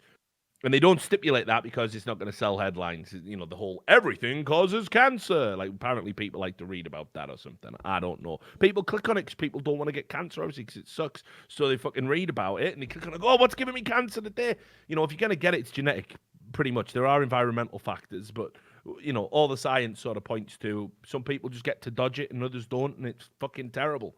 And until we get better at cures and treatments, that's the way it is. But anyway, this study came out, and it's on WebMD, right? We all go there every time we have a headache. Oh God, I'm getting the headaches again. Fuck, Tumors, I knew it. Yeah, you just got a headache, mate. Don't worry. But we've all ended up on WebMD at 4 a.m. when we have an headache, so we all know the website. Anyway, so it's a reliable source. Not that reliable. Don't use it to diagnose yourself. You're probably fine. But also get it checked.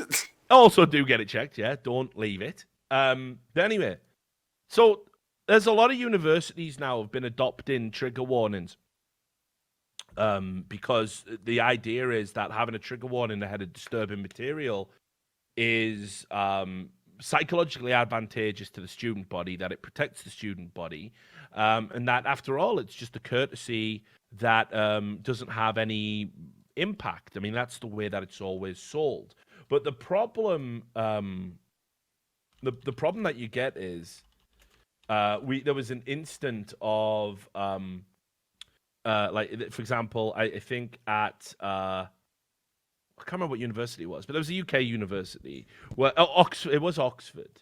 Here you go. I've actually found it. So this gives you an idea of how it can have negative impacts that will spill over into society because of the trigger warning policy they have at Oxford University. For example, law students, people who want to be attorneys, barristers, lawyers, whatever you want to call them, they can avoid any topic relating to like sex crimes, extreme violent crimes. They can ignore the lectures on the law surrounding those issues if they're too squeamish to attend.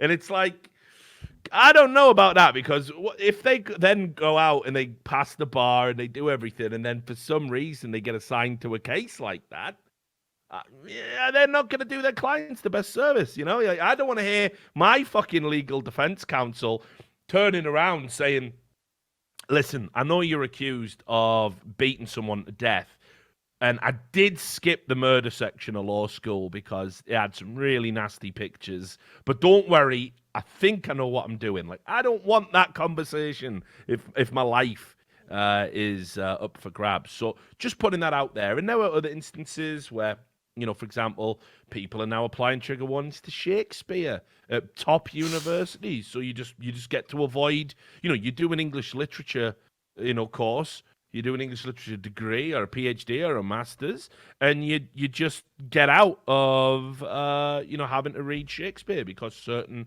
plays, I imagine The Taming of the Shrew and its depictions of domestic violence might be one. They're trigger warning up the ass, and people get to opt out. It's not even a case if they're putting a warning on the paper, which, listen, I don't really mind that. If you think about it, when you watch like an R-rated movie, that's a trigger warning in essence. You pick it up, it says R-rated, themes of violence, sex, whatever it is. And you know what you're getting into going in. So I don't have an issue with that. The problem is when you then apply it like sort of wholesale academia, and you say, talk, like, come on. I'm not going to be live exactly. rating my speech. What the fuck am I, some sort of organisation? It takes a minute just to do it for films, mate. How am I supposed to do it every time I speak? Yeah, and that's what I mean. It makes negotiating conversations about adult topics nigh on impossible if somebody can turn around and go, "Oh, well, you didn't provide me a trigger warning for that. This is outrageous. This is offensive." There has to be, right. We're talking about adult things now. Adult themes. Some of it you might not want to hear.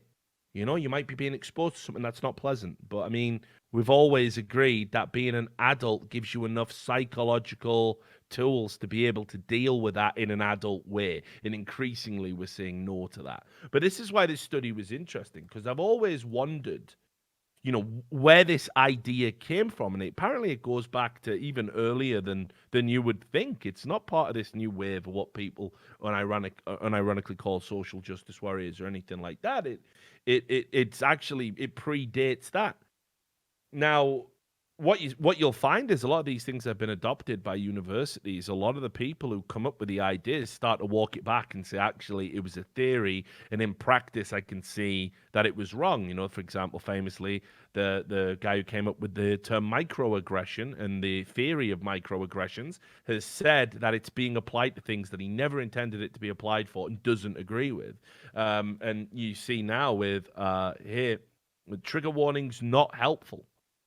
This new study has decided after they've investigated it. So this is last month, as I said. So so-called trigger warnings, which alert viewers and readers to potentially disturbing content, do little to reduce distress, a new study finds. Such warnings are becoming increasingly common, especially at colleges, but there's little research evaluating their effectiveness, according to the study authors. We, like many others, we're hearing new stories week upon week about trigger warnings being asked for or introduced at universities around the world, said the first author, I think that's Meva Sanson, a psychology researcher at the University of Waikato in New Zealand.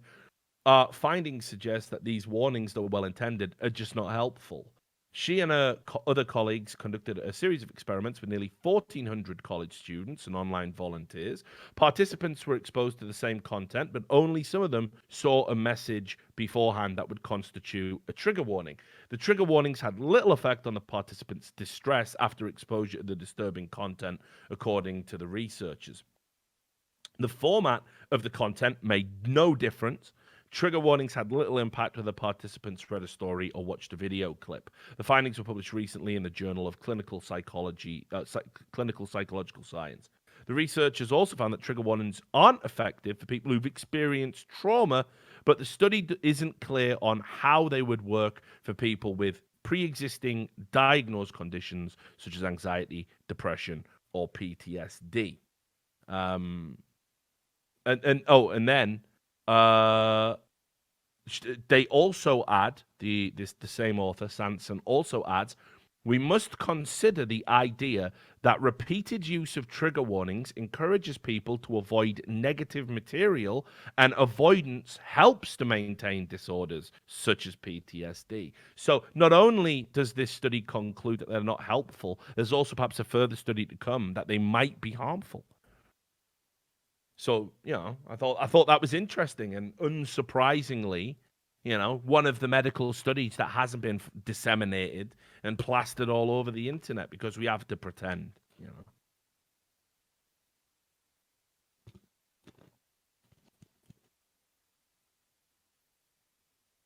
Right. So shall we get into some of the just the nightmares? Yeah, the brevity. It's time for brevity, guys. It's time for fun. It's time for a laugh. Where are we going to go? Well, look, we can segue into this one because, we're just dumbing down. We're talking a little bit about the dumbing down of colleges and schools. There's this story, which doesn't really surprise me. This is the story that, we're all crying about Brexit and everything else. And while we're doing that, we're ignoring a very real educational crisis, rising knife crime, everything else going on. But Brexit bad, right? British schools are removing analog clocks from exam halls because kids just can't read analog clocks. There's just no point in having them anymore. Just get rid of them. Fuck them. People can't read them. Should we teach them how to tell the time? Nah, just get rid of them, but what's the point? I mean, I'm going to say here that maybe you're not going to do too well in the exam if you're struggling with the concept of an analog clock. Like, maybe take them out of that hall, take them into another hall where there's perhaps a different exam. And basically, the people who fail that exam just have to stay in school forever away from everyone else. How about that? Fucking hell. But I mean, like, maybe it's not as bad as it sounds. Maybe I'm falling into the trap there of, being a bit of a boomer again, right? And reading the headline and laughing at kids. I mean, do we really need analog clocks? Why can't it just be digital? It doesn't do any harm, does it? But it's still like a necessary skill in life that you may need at some point. Is it though? Is it? Yeah. Is What if it you're at a necessary train skill? station? Devil's advocate. Train station. Yeah, what but if so there's why only a don't clock? why Bus don't the train station? stations have digital clocks? Why don't the bus Oh, stations have we gotta digital change. clocks? No, what? I gotta change the entire world because you can't read clocks. Fuck off, bud. If you can't read a clock, that doesn't mean I gotta get a new clock. That means you gotta fix your fucking lifestyle, but learn how to read fucking time. Why have I gotta get a new clock? Yeah, make Big Ben a digital clock. Yeah, exactly. What about Big Ben? Change make that. him a digital clock. Fuck Just get rid of it. Mate, it's like, you use calculators for everything now to add up, don't you? Well, then you ain't adding up, are you, but yeah, the fucking calculator. Exactly. So how necessary is adding up? That's my point.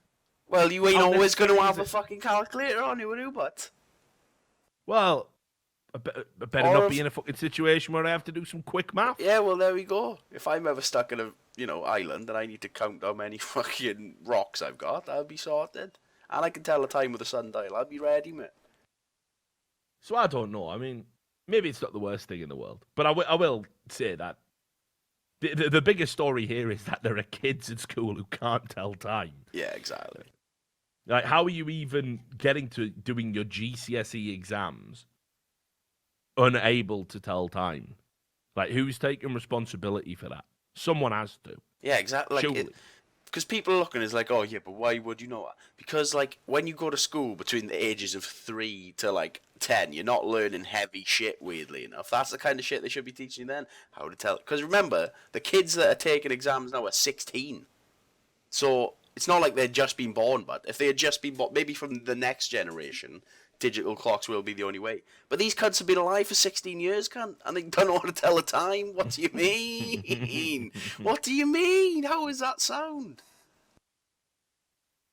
I mean, I'm with you on this. I think you do have to learn. You do have to learn how to tell the time.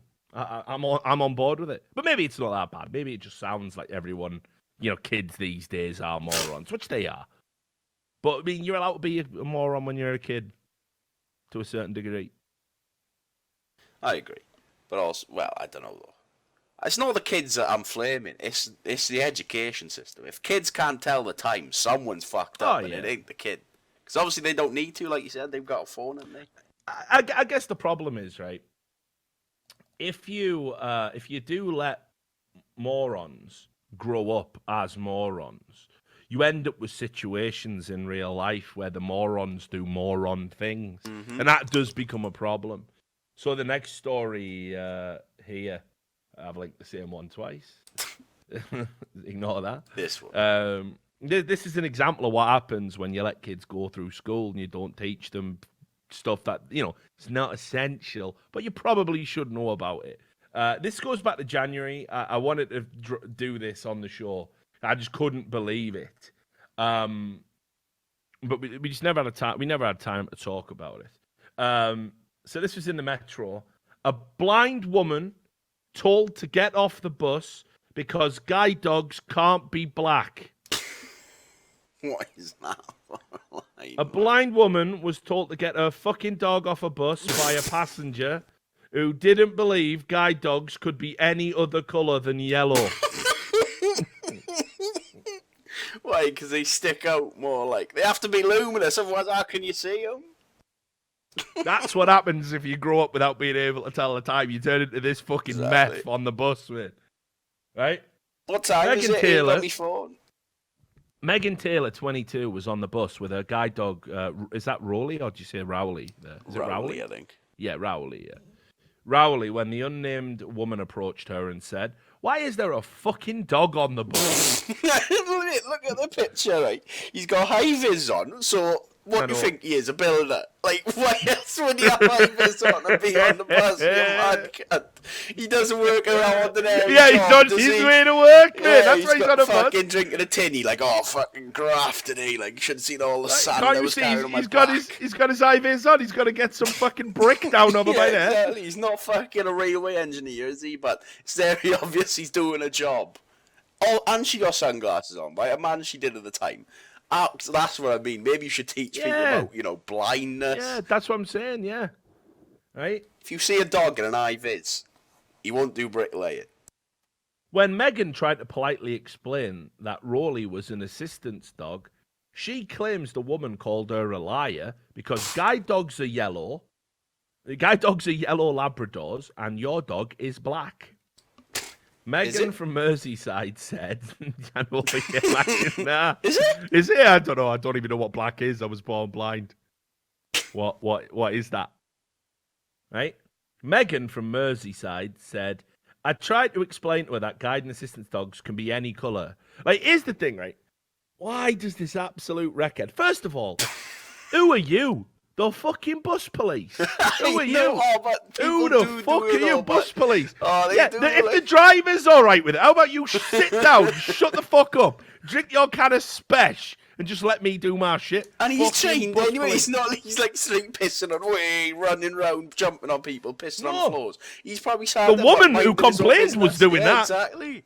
He's just minding his own business. Hard day's graft in the building site. He got his eye vis on, and now someone's giving him grief. It's mental. Right? But here's the other thing. Imagine being so stupid you don't realise that, like, pretty much any dog can be trained. Yeah. Why would the colour of the fur Like, help? yeah, why? Like, it's even the same breed. It's a black Labrador. Innit? So the yellow ones can do it, can they? It's just like the... They got superpowers, but the ones with black fur, they can only catch dogs. My Uncle Charlie used to have a black lab, and he couldn't do fuck all. It's just mental, innit? Imagine thinking that. I decided at this point... Oh, well, no, first of all, as well, it gets worse, mate. I tried to explain to her that guide dogs and assistant dogs can be any colour and don't have to be Labradors, although Rolly is a Labrador. The woman told me I was wrong. Wrong. Hey, sorry, love, with your two working eyes. You're an expert on blindness and guide dogs. Who is this fucking twat? Who is this twat? It's unbelievable, isn't it? Who is Imagine this twat? deciding to die on the hill and argue with a blind person about whether or not their dog Jablowski, bus police. Look at you, bitch. I bet you ain't even blind. Look at you. You're trying to sneak out here with a fake dog. I bet you painted the fur. Like, who is this bitch? Like, it's just mind-blowing. Like, I can't even imagine. Like, at what point do you just, like, step outside yourself for just a few seconds, darling? You're in the middle of a bus, arguing with a blind woman about whether or not a dog is a trained guide dog or not, and you're telling the blind woman, who's clearly blind, that you know more about the criteria for fucking assistance dogs than her, who has to live with one because she's blind. At what point does it sink in you're a fucking Doyle? At what point does it sink in that, like... Mate, look, scroll down, look at the picture of the dog, and look at the sign but on the fucking handle but. Oh, yeah, I know. Literally says, please keep some distance. I'm a working guide dog. No, you're not, you fucking lying little fucking mutt. Look at you, you impost. I bet you, I bet you claim benefits as well, do you, with that dog? Mental. Look at you. Fucking bus police. Take those sunglasses off, you're a liar. It's mental. So definitely tell kids how to learn the time and teach them that guide dogs can be any colour, and indeed there's multiple breeds that are suitable.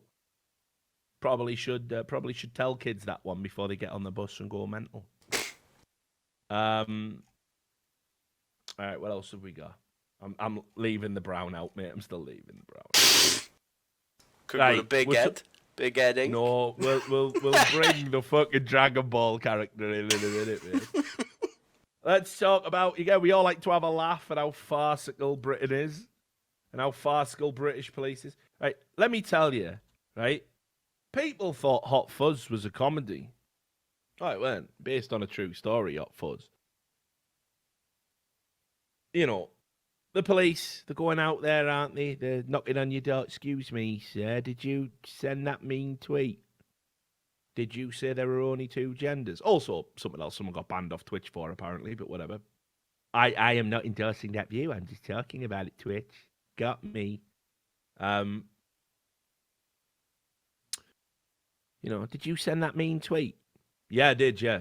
What law have I broke? You haven't broken any laws, but have you thought about being nicer? 10 people stabbed in the time you have driven to my house to tell me my tweets are mean. British police force. And then you see stuff like this. I mean, plus as well, I don't know if you ever remember that video of that crazy guy wielding a knife and he was just running at like 20 police officers and they were all like, Yeah. You know what I mean? Like, just like a fucking cartoon. It's an absolute joke. You know, and then all the local police Twitter accounts, they all say like, watch your neck, I'm coming for your social medias. No, but they're all like, hey, we're rude dudes, furry awareness week, and it's like the chief of police in a fucking fursuit and shit. You're like this is British police, mate. This is the British police. What the fuck's going on? You know? Don't get me wrong, it's worse in America, where it's like the police have just been bred to believe that civilians are the enemy and they are in a war zone. But, you know, equally as well, you all have guns, so police are going to be a bit on edge, aren't they? So, you know, no winners there. Anyway. But when you just see stories like this one, it just underlines how embarrassing the police in Britain actually is.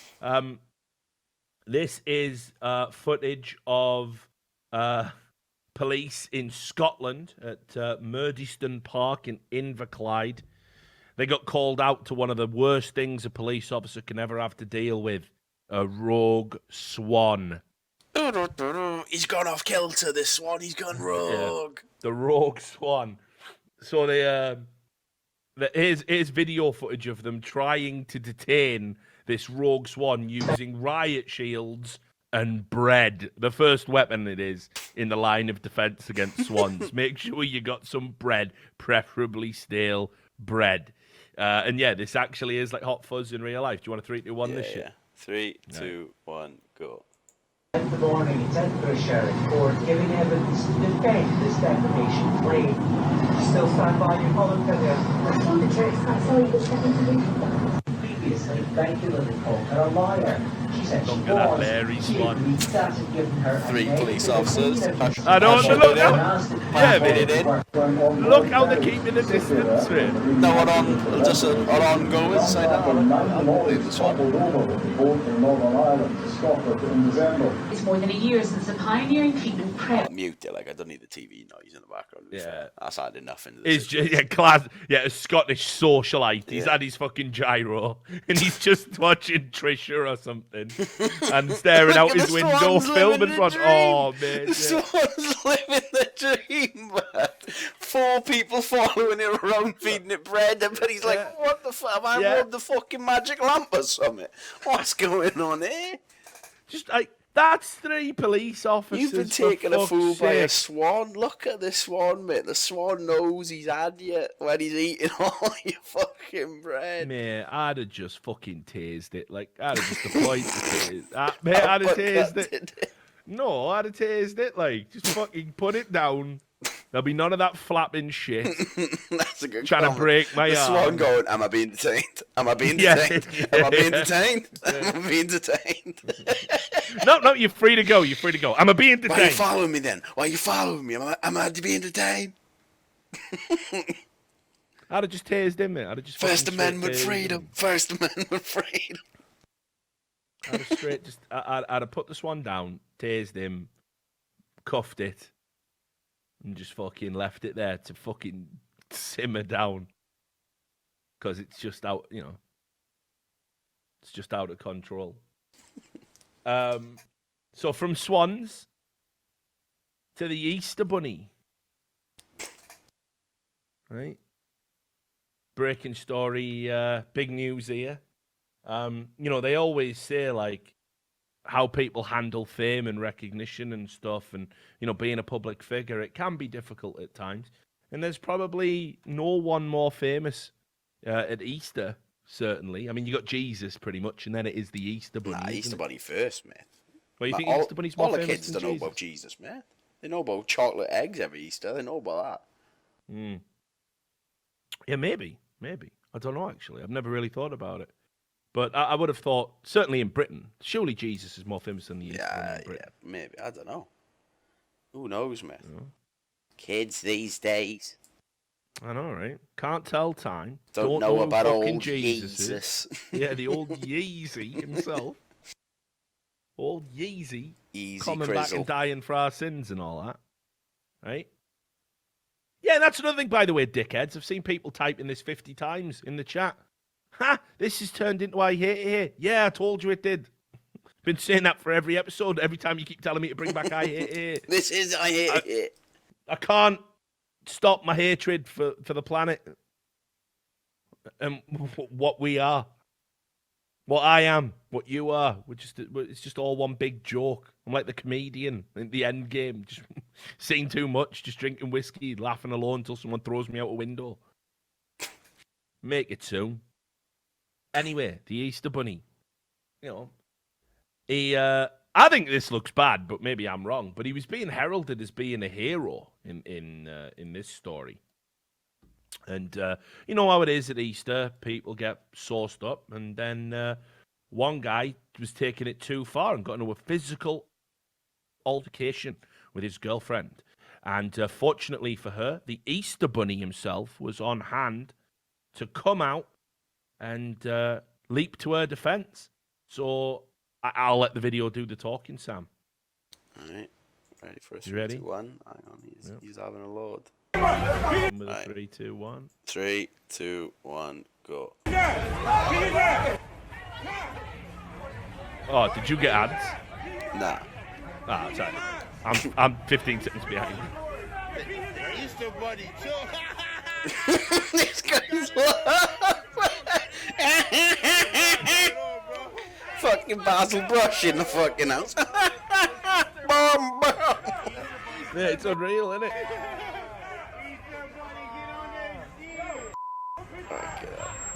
Can you even imagine getting battered by the Easter Bunny on I a night? know, man.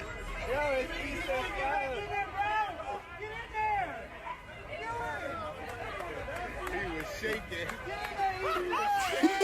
Now he's doing a dance on him, man. Yeah, but like, Drop why- the Easter Bunny dab on him. yeah, he's just having a floss. Yeah. He was shaking.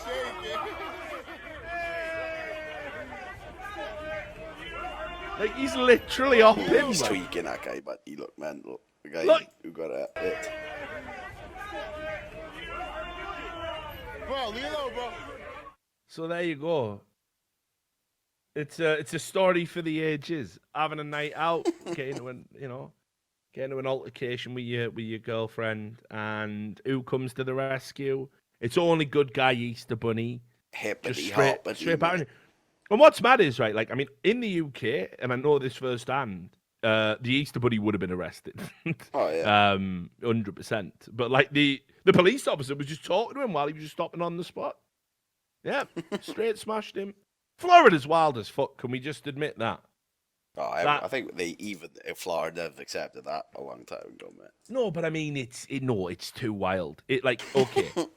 Like, California has got to go. It's not really America. It's not what America's about. But Florida's too mental as well. It's got to go. It's just like, it is just its own world. It's like, it's just like a special level in a video game that's completely disjointed from all the others, like the cow level in fucking Diablo or something. You know what I mean? It just makes no sense. It's just like an anomaly. We're going to split the US into 3 different countries: California, the rest of the US, Yeah, and Florida. California, the US, and Florida. Like, that is legit fine for me, I think.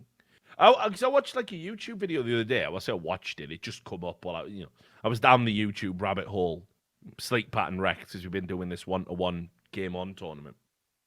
And I was just doing that thing where I stare at my screen until my brain shuts down. Have you ever done that? Yeah, yeah. Yeah. So I'm just doing that, right? And one of the videos that popped up was a guy was ringing up a woman selling chickens, Right. and they were pet chickens, Right. and she had like 10 baby chickens, and he was like ringing her up and going, "So how much for these chickens, Dan?" And she was going, "Oh, well, they're this breed and all this, so we'll probably sell them for this. We just had another thing. That's great because I got to feed my pet gator. We've been feeding him ducklings." And the ducklings, it's giving him digestion problems. So I wanted to get some chickens, see if that helps him some. And this woman's going, "You called me before about trying to buy my pony and feeding it to a gator. My animals are pets." And she hangs up on him. I might have to find the video. You'll just have to watch the first Ed bit. Base Master, people in chat. But the thing is, he's saying, he's trying to make it out that he isn't wrong, but he is. Like, let me. You'll see what I mean when you see him. Is this it?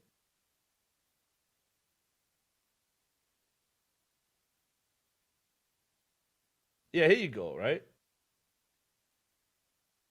Yeah, I think. Let me just check I've got the right clip. Yeah, this is it.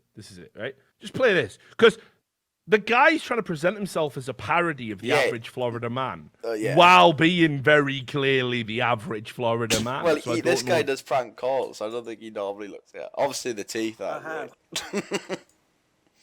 No, but why would you do teeth for a prank call? No, Why'd you that's get dressed definitely up? not, but because this guy does YouTube videos. That's him in the left there. Are you sure? He's not Yeah, 100%.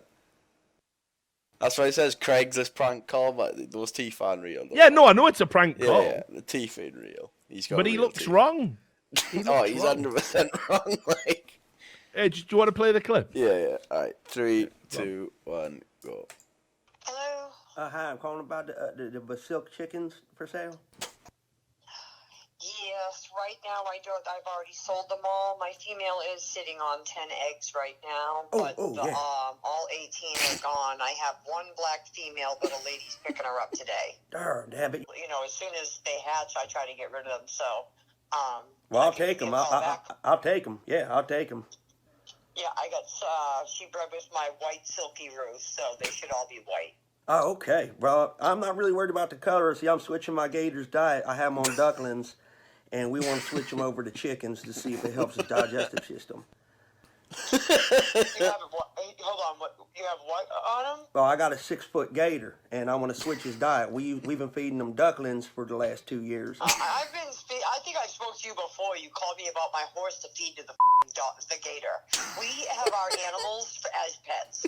We don't sell our animals to feed them to your alligator. Well, excuse me. Stop calling my phone. Excuse me. Excuse me. Excuse me. You just came out of left field. Like, excuse me. I couldn't believe it. Excuse me? But I just thought he was just legit a Florida man. Like, that's a pretty good impersonation. I wonder if he actually has made another call asking to buy a horse, or was that actually someone from Florida who wanted to buy a horse to sell to their gear? I don't know, mate. Maybe. That guy could be real. But like, just while we're on the subject of Florida man, right? I mean, you got the Easter Bunny handing out fucking digs down in Florida. It seems reigning champ of the streets. But I mean, like, you've also got like people who are just out there LARPing as like some sort of fucking necromancer or something. Like, it's just ridiculous. Like, this headline is just mind-boggling. Florida man threatened town with an army of turtles. Like, an army of turtles, Sam. Police in Florida have arrested a man they say screamed obscenities and threatened to unleash an army of turtles on the entire town. Authorities say Thomas Lane was disturbing the peace at several businesses near Orlando. Police say Lane called himself the Saint. He's got a nickname for himself. I love the Saint. And reportedly said his army of turtles would destroy everyone. You wait till my turtles get here. Lane faces multiple charges, including disturbing the peace, resisting arrest without violence, and being fucking mental. Why turtles? This is what I don't understand. This is the mad part about the story. Have you seen Turtles? Unless they're like what, alligator snapping turtles, but those are fucking animals. If you got they'll give you 200 a of nip. those, no, but they can take a fucking finger off. Yeah, that's what I'm saying. They'll give you a nip, right? Yeah, but they're still slow, right? They can only open their mouth so wide. No, but they're so slow. Yeah, well, yeah. How are they gonna get near it? Yeah. Give him 1,000 turtles. Also, how's that taking over a town? If you wear steel-toe cap boots, but do you realise how many turtles you could fucking destroy? But just put your steel-toe caps on, go to work, son. But those turtles ain't doing nothing. But I'd feel bad. I'd probably try and convert them. Probably say, look, turtles, I know you work for your man Thomas Lane. I know you've been recruited into the Thomas Lane Freedom... Oh, sorry, you know him as the Saint. My bad. I know you've been recruited by the Saint into his Freedom Force army, but let's talk about this. We got plenty of time. It's going to take you fucking 10 minutes to even get close to me. So let's just have a talk about it. And fucking, what's he giving you? Is it chickens? Also, but don't turtles need to, exist in water most of the time? I know they don't have to live in water constantly, but don't they like to be in water? I think. Nah, because they come up onto the land to lay their eggs and that, don't they? Yeah, but surely they ain't gonna start walking down the road for days. But where's he dropping them off? Out, you know what I mean? They got to march to the fucking the DZ. I'm not saying they're gonna enjoy having to lead a fucking onslaught onto concrete Orlando. I don't think they have that in mind. But it just seems like his plan is just ridiculous. Why? There's so many animals he could have used. I just don't get turtles. Army of lions? No, we're talking. No, obvious. Don't even have to be that big. Like panthers, mate, cheetahs, anything. You don't even need an army of lions. Are you mad? He could come down with 2 lions. I am the Saint. I've got 2 lions. He'd fucking wreck. He'd be doing all right, wouldn't he? He'd have an head start on taking over Orlando with that. Guns. No animal really works, but except for a rhino, I guess. But imagine how many bullets you have to put in a rhino. Once a rhino decides you're dead, I think you're dying. But unless you happen to have an RPG by hand or a fucking Barrett 50 cal. Yeah, hippos are surprising bastards as well. People don't know that about hippos. You think bears, they're all cute. Bears you can kind of drop. It depends how close. I know bears can go through bullets, but I don't know. But obviously, bears are definitely in the top 5s of please never be near me ever in my life. You've seen that man being chased by an hippo, haven't you? I don't know. I remember seeing the one where someone had a hippo living in the house. This picture here. Yeah. Yeah, mate, they're fucking gnarly bastards when they want to get going, Fucking hell, look how big it is, but. Yeah, mate, they fucking do, yeah. They're so large, but. Yeah, you gotta fucking peg it if fucking hippo comes over the hill. So I'm just saying, obviously I'd rather have rhinos. If you gave me a choice, the thing that's fucked up about bears, but is if one charges to you, you're supposed to not run. So at that point, you're immediately all in, but because if you either turn your back and run, you're definitely dead, or you have to fucking alpha male a bear. Mate, imagine how bears scared are so temperamental, though. Bears are so temperamental because it's like they're half dog or something. They don't know what they want to be. Sometimes they're absolute lethal killer machines. And the next time they're just curious, sticking the nose in people. I told you about when I went up to that place, Banff, right? Up in Canada, up in the mountains. And literally all they do to drive the bears away if they get too close is they just go, "Hey, bear. Hey." And they've conditioned the bears. If you hear hey, bear, it means there might be some rock salt coming or some bear mace coming. So they all just fuck off now. You literally just tell a bear, "Jog on, bear," and it goes away. All right, mate, fair play. But obviously, there's that one time the bear thinks, not having this. Most of the time they fuck off. It's usually if it's a mother with a cub, or a bear that's just come out of hibernation. I think a hungry bear, basically, where they're "fuck you" and everything else. I need calories. Yeah, and it's like when you watch that fucking documentary, innit? That grizzly man. Yeah. It was all going fine. Yeah, he did it for years. Yeah, it was all going fine until the one day it didn't go fine. And that's pretty much, I mean, shit, man, that's the same about people, for fuck's sake. So I'm all right with bears. I don't even think you could rile up bears consistently. Nah, yeah, exactly. I don't think you could convince a bear to maul you to death. I think you could convince it to give you like a fucking cut with its claws. Like, I'm always watching Russian videos of, like, just fat drunks just having vodka with a wrestling bear. bears, yeah. Yeah, just playing Khabib with them and wrestling a baby bear when he was a kid, man. Yeah. You know what I mean? So I don't know. I think bears are nice. Bears are good people, in my opinion. Polar bears, though, will annihilate you at any point. Now listen, it's not just fucking Florida that's got problems. I can't. It's not just Florida that has.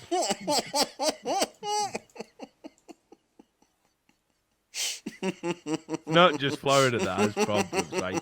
I already told you California needs to be its own fucking its own country there. Right? In Fresno. And we can't show the video for this, I don't think. I think it's too violent. But I just wanted to show you the dude, right? In California, this guy got arrested. He's like some sort of brutal street fighter, and he does look like a Dragon Ball Z character. You'll see why. California man arrested after street fight involving bat and metal rod. Mate. His head. Look how long his head is, bud. How's he got a long head like that? Oh. Ow. Mate, there's more top head than from eyebrows down. There's more from the eyebrows up than from down, but there's literally... First of all, no wonder he can take a dig. Yeah, like, exactly. no, He's mate. cheating. This cunt's got extra padding. You could fucking snap a baseball bat across his head and he wouldn't even feel it. Like, look at his skull. Like. Oh, man. And look how mean he looks. Even with an head like that, right? Look how mean he looks, man. He means business. People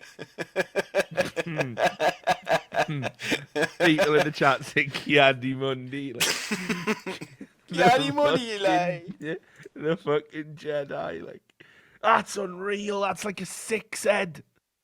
I don't even think I've seen a 6 head in all my life. I've seen 4 heads. I've seen 4.5 heads. I've seen an occasional 5 head. But I have never seen an head get cranked all the way up to 6. That's ridiculous, man. How's he got that? What's... DDK wants to call up his fucking dealer, get the secret, man. Just offset it, you know. Fucking hell. And he's a vicious street fighter in Fresno. This is just another reason. Another reason you have to just fucking shut it down, like get California isolated. You got fucking wild dudes like this just roaming around with 6 heads. Just coming to get you. 6 heads and they're fucking experts in karate. I can't deal with that. He can break bricks and shit with his head, mate. Know what they do when they break the planks? That's unreal, mate. No. And the thing is, there's nothing funny about the story. He just had a mad street fight, just smashed someone to pieces with like a bat and a metal rod. Like. The thing is, as well, it says in the story that he's homeless. I think if you've got an head that big as a roof, I don't think You've legally got shelter. you actually... Yeah, I don't think legally you actually can ever be homeless, can you? He's got perma shelter. That's unreal, man. I can't, man. I can't. I honestly, my head. My head's so loud. And he's just so mean looking as well, like. Even though he's only half face. Even though his 5'6" head occupies the... Look at it, go on the screen with your fingers, guys. Just go on the screen with your fingers, measure the distance from brow to top of head, and then measure the distance down from the brow. It goes beyond the bottom of his chin. It's so out of proportion. Do it like it's so mental how much spare head he has. It's unreal. He's got a surplus of spare head. Oh, no, mate, he has serious head surplus. It's unreal. Like, do it at home. You think I'm joking? Like, look, your thumb, right? If you put your thumb on his brow and you put your index finger on the top of his head, and then you put your index finger on his brow, look where your thumb is. It's under his beard. It's under his beard, guys. I can do this myself. Look, there we go. That's shape this to the length of his head. Right? Right. There you go. That's his head. Then you drag it down to below the eyebrows. Yeah, no face, like no face. Look at the real estate. Look at the real estate. No face, man. He just has no face. Look how his mate comes off the fucking screen. How's he got an head that big? Fucking his poor mother. Can you imagine that? Having to give birth to big head. It's unbelievable. Anyway. I think I need a drink before we get to the brown out, mate. I wasn't going to start drinking this only in the afternoon, but every time we just troll through this shit, it's just like, yep, we live in these times. It's like, I could have lived in the 1950s, beat movement, post-war literature, all this cool stuff going on. Nah, you didn't live there. When did you live? I lived when we had 6 head roaming the streets, police negotiating with ducks, out of control game developers treating me like I've joined a fucking religious cult. Like, I can't. So anyway, are we gonna do the fucking? We're doing it, aren't we? With some other funny. Let me just tell you. Let me tell you about the whiskey I got first, right? So, I told you that I went to buy some, nice expensive whiskey. So I got this thing called this is the Taketsuro 17. And this retails at about $500 a bottle, right? About that, give or take. Some places you might find it cheaper. But it's 17. They do a non-aged version. They do the 17, 21, and the 25. The 21's about $1,000 a bottle. 25 is off the fucking charts. So here's the thing. I went down to the booze store, right? And I'm talking to the guy. And listen, he was a bit of a soy boy looking dude. But I'm nice to everybody because I'm just a nice, personable guy, So I'm talking to the soy boy and trying to figure out why he's working in an expensive whiskey store, But he knew his shit, man. And we were talking about whiskeys and talking about distilleries. And I wanted to get some more Hibiki because the Hibiki's off the charts. Yeah, but it's so nice out in they always sell out every time I go in. And it's expensive as fuck as well. Yeah, all the Hibiki's gone, right? So I thought I'd give this a try. Anyway. And like I said, if you want to get a miniature list, it's about $100, so that'll give you an idea roughly of the price. So I get this, and I get like some wild turkey for when I'm just sat on the balcony in the blazing heat with ice. And I got another Japanese one, not as good, sipping whiskey. And anyway, he was ringing this through, so I'm primed to pay about fucking $700, $800. And he fucked it.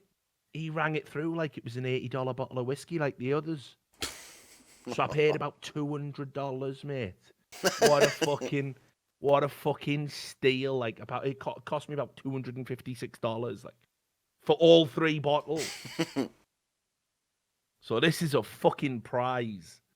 And let me tell you about this whiskey as well. It's got a super cool story behind the guy who made it, the guy who founded the Nika distillery. Oh, I've had that one. Is that the one that's in coffee barrels or something? I have to stipulate in case someone thinks I said idiot. Yeah. The guy who made it was called the master distiller was Masataka Taketsuro, right? And the reason he ended up making a whiskey company and a distillery was he was a biochemist, right?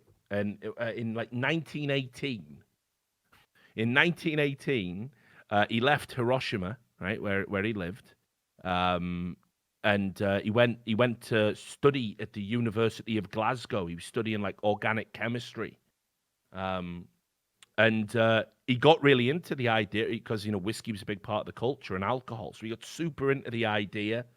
So he started, when he had to do his work placement, he had to do like a 1-year apprenticeship with a university placement. He asked if he could join a distillery. And he went to Longmorn Distillery in Strathspey in Scotland. And he went there and he learned how to become a master distiller. And then he went to another one in the summer instead of having a holiday and instead of having it off. And he even married a Scottish woman, bless him. So he was really into Scotland, And at the time, this was massive taboo, by the way, because obviously it was an interracial marriage in 1922 or something. So you can imagine, right? But he just loved Scottish culture so much. So when he went back to Japan, he looked around Japan for areas that he felt that was like Scotland. And there's an island called Hokkaido. I've never been there, but he believed that it was like really similar to Scotland. So he believed he'd produce like amazing whiskey out there like he used to do. So he founded the whiskey company. And he was making like Scotch style whiskeys for Japanese audiences, for Japanese drinkers. So super cool story. And let me tell you, this whiskey is fucking banging, mate. Yeah. He's even got his face on the back. Like, he's fucking, it is good. So, hey, fucking man. His wife did die of liver disease for some reason. I'm just putting that out there. Yeah. But yeah, man, it's a fucking good drop. Right, so, okay, let's do it. I'm ready. I'm primed.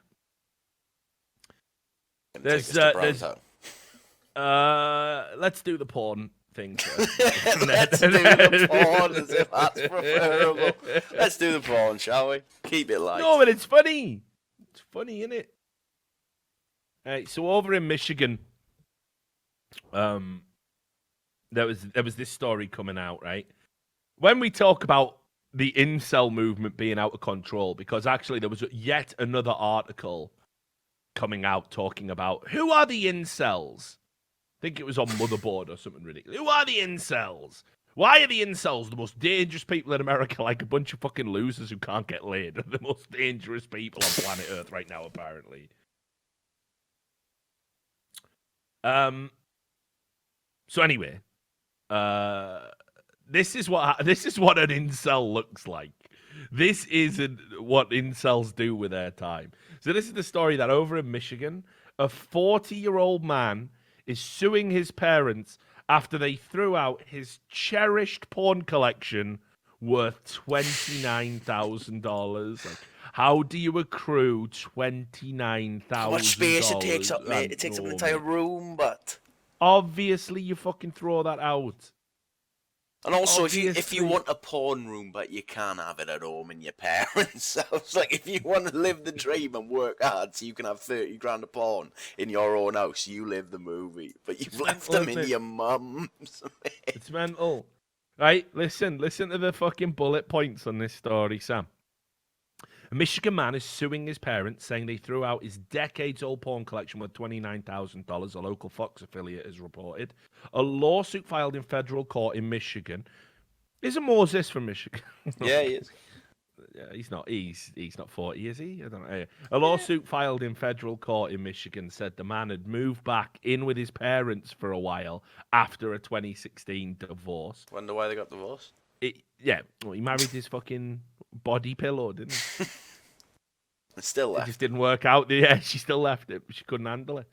But he said that after he moved out and his parents came to drop off his belongings 10 months later, he noticed 14 boxes of porn and sex toys were missing. And they'd been disposed. Hi! Where's my sex toys?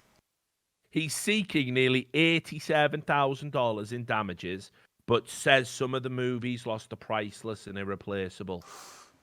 Because he filmed them himself. The father said he threw them out for his son's own good and would have done the same if I had found a kilo of crack and cocaine. Would he fuck? Would he fuck if you found a kilo of coke in his son's room? Oh yeah, I'll put this in the bin. Will you fuck?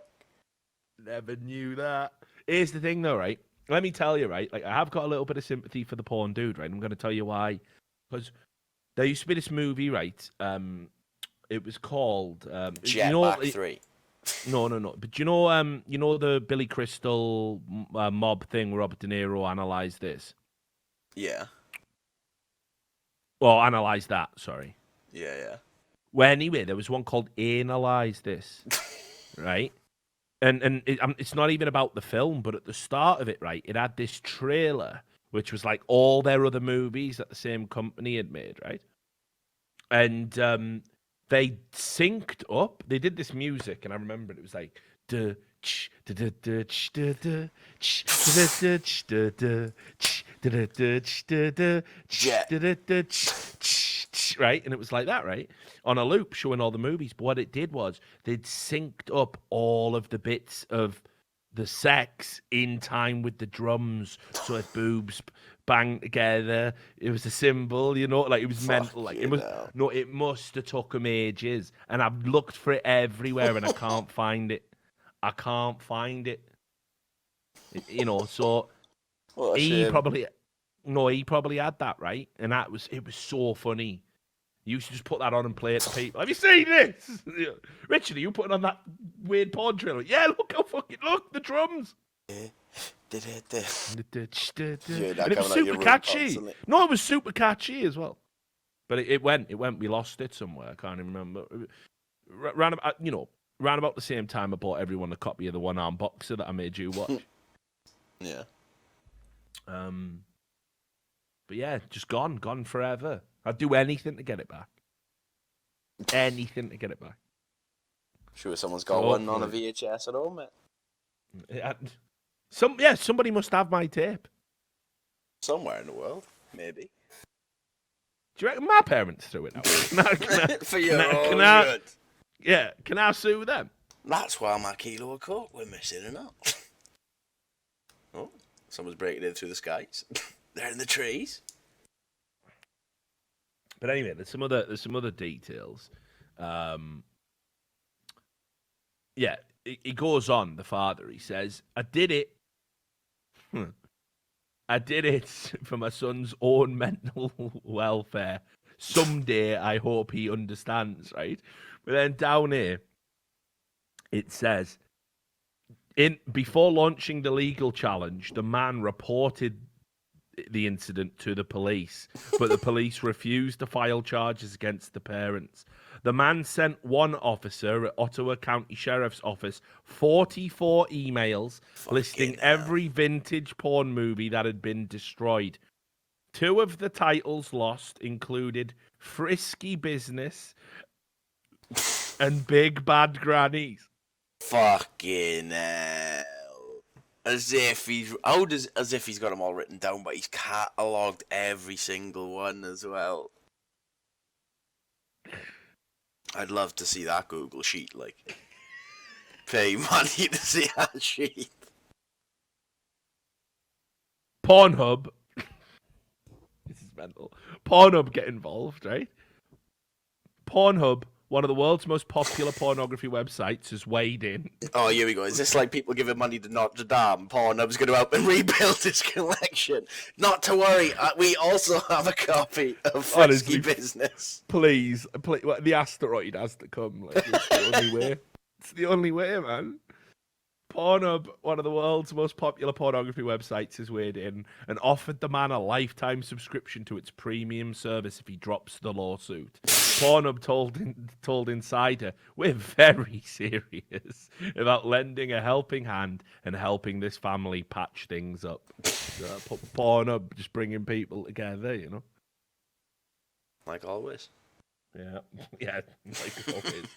Like the fucking human centipede. Fucking hell. Right, let's do it. Let's do the brownout. I'm ready. I've been psyching myself up for this. I keep talking about San Francisco, keep talking about California, keep talking about it. I mean, this is just ridiculous. It's on Fox News. Hello, street shooters. Hey, I thought it was bad in Wrexham, Sam. I thought it was bad in Wrexham. To recap, maybe you're not a regular viewer. One time, I went out in Wrexham. right? And Wrexham is a shithole Welsh town right on the border between England and Wales. And basically, they all talk like this weird pseudo Scouse Welsh hybrid. It's pretty bad. And, you know, it's not their fault, but they are just fucking living in squalor and misery. And, you know, I don't think anyone famous has ever come from Wrexham, honestly. I don't think anyone's ever got out of Wrexham and done anything. If anyone knows any famous, I think Ian Rush is as good as it gets, right? Didn't he used to live in Wrexham? Think so. Yeah. See if Google knows anyone, but that's fine. Yeah, go on, type that in. That'll be good. Famous people from Wrexham. Fucking hell. It's not looking good. Yeah. Told you. People think I'll just pull this stuff out my ass.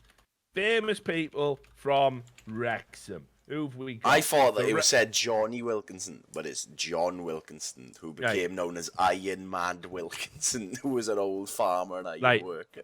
Who is K-Class? No idea. K-Class are a British electronic music group that originally recorded in Wrexham, but are now based in Manchester. Never heard of them. Never heard of them. I mean, you haven't even got the good Earnshaw. Who's Brian Earnshaw? Just a writer. He wrote Dragonfall 5, apparently. Brilliant. Love that. Tim Vincent. He's on Blue Peter Emmerdale. And I've heard Children's of Ward. Yeah, I remember him. I do remember Tim Vincent. He weren't famous, like. He's not famous. And even that is, it's part of the county, but he's from a different, little town, apparently. Robbie Savage isn't from Wrexham. He's not on the list.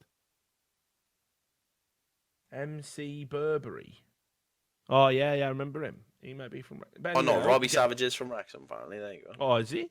Yeah. Well, is that it? Wikipedia says. Is that all the best they could do? Like, that is... I mean, come on. It tells you, like, some of these cunts, it's like it puts the date next to the name. Died in 1717. Like, there's been no one. It's a shithole. And anyway, so I was out in Wrexham. And I was coming back for some boozy night in some terrible bar. It was like, 50p a shot and fucking pound of beer, pound a pint of fucking Hofmeister or some ungodly shit beer. And it was messy. And I was walking back down Wrexham. And there was a woman. We went down this row of terraced houses. And there was a woman squatting in the gutter with her thong pulled to one side, having a pee. But then seamlessly, the pee turned into a poo. And there's loads of people walking down this street. Just loads. And she's just... doing a shit. In the street. And here's where it gets mental. Because I'm thinking she's just some random fucking pisshead.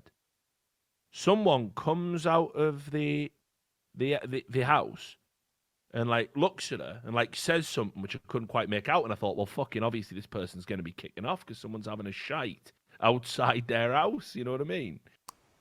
And the woman turned around without even stopping and said, "Yeah, right, Chad, just doing the toilet business." And she lived in that row of houses. She couldn't even wait. She did a shit in her own street. While her neighbour literally shitting where you eat and sleep. That's Wrexham. I think of that every time. So anyway, that's why I call Wrexham the street shitters. They do shit in the streets. I saw it once. That's enough for me. But it turns out San Francisco is becoming like Wrexham. The report on Fox News, I'll read you the headline. San Francisco sees brown out. That it can't be an official term. Yeah, no, what does amid spike in public pooping, reports say. And then just the first line of this article, I'm done immediately. We just have to end the show here. First line of the article. The Golden City appears to be turning a shade of brown. Next to a fucking video of a guy who's just brurred out. Must have shit himself to be relevant to the story. San Francisco streets have long had a problem with human waste. Again, why? Why? Why? Let me tell you how easy this is to fix, by the way. Just put some portaloos out there, public toilets. Just spend some of your money on that. There you go, problem solved. I've done it. Richard's done it again. I'm the problem solving it. San Francisco streets have long had a problem with human waste, but new reports show that the Bay Area's public bowel movements are worse than ever.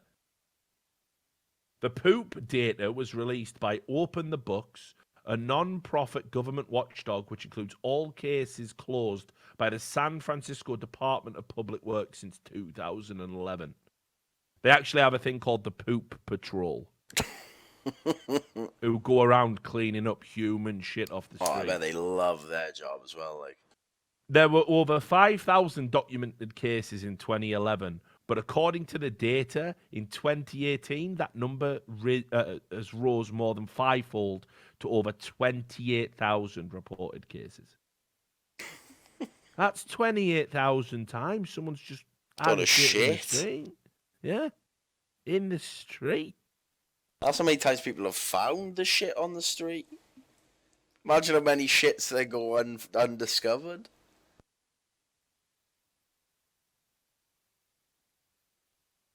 And then they put it in.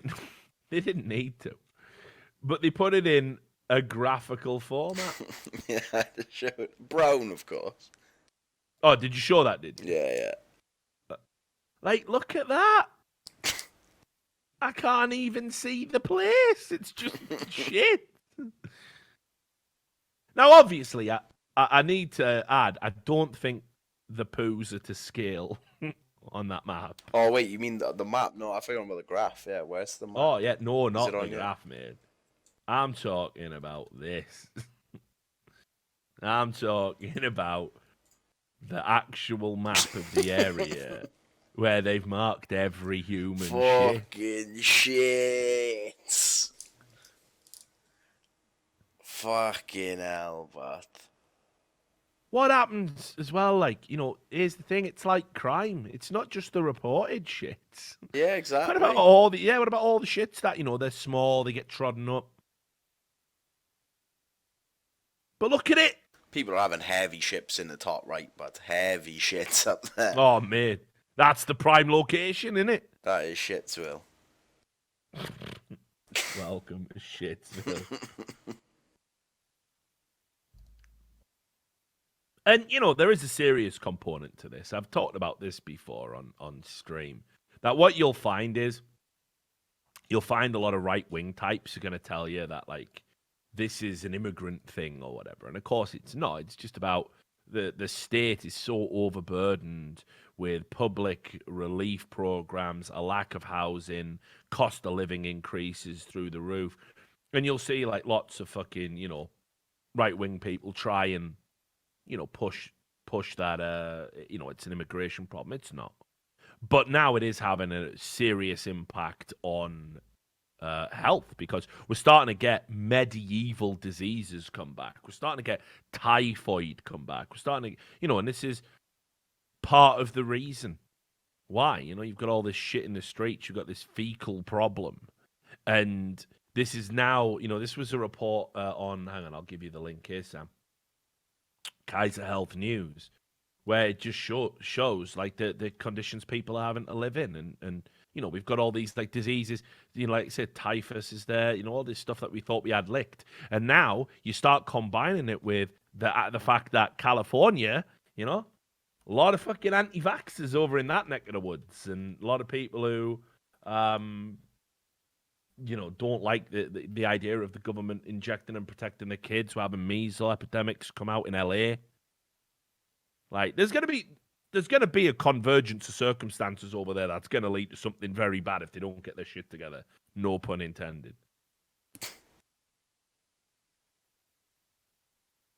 But it is wild, man. This is what I mean. Again, California, just get it isolated. Let the rest of America, like, just fucking, you know, do our thing. Because no one's doing it wild like them, banning plastic straws and all that other mad shit. Yeah. Well, except for the UK, of course. Right. Fuck that place. Just let them do it. Thing is, all the politicians in California are all saying how they want to be separate. Fucking Do sound. Yeah, definitely. On behalf of all my fellow Americans, like, please. we're ready. Like, Vince has just found his dream job, mate. You can join the Poop Patrol. Vince is always on Poop Patrol. So there you have it, Sam. Think on that happy note, Job's probably yeah, we did it. We've done a Richard Lewis show, haven't we? We did a show. We kept saying we were going to do it. We did it. We now have to delete the VOD, so no one can report it to Twitch. Although we do have Twitch staff in the chat all the time, so probably heard it. What about by now? Oh, no, they don't, though. When they ban you, you get an email in your inbox, and you have like 24 hours to inform your stream. All right. So that's how it works, just for future reference. Keep that in mind. But yes, we'll put this out on YouTube pretty quick. I think we can have a quick turnaround on this, can't we, Sam? Be up tomorrow. And when are you updating the Never Podbean? The Podbean? Never, Because bitch. me having to listen to it on YouTube is affecting Never, my data bitch. plan. Well, actually, tell you what, I'll do it when someone gives me a stable system. They'll just convert all of the YouTube videos in one go instead of me having to do it manually, encoded every VOD. So there you go. If you can find something like that, we did have a system ages ago, but that just stopped working, and nothing since has ever worked. So look, we'll wrap it up there. I'll just add one more thing right at the end. I realised I fucked up again and didn't plug Rivalry. Right? You cut that bit in, and now we'll do it right at the end. And of course, shout out to all of our, I say all of our sponsors. I mean, it's Rivalry, innit? They're all of our sponsors, aren't they? Sam? Cheers, Drive. Yeah, we don't have a Patreon for this show, do we? No, we don't. No, we don't. So there you go. But yeah, so shout out to Rivalry.com as always. Go and support them. Remember, IEM Sydney is around the corner, as I told you about 2.5 hours ago.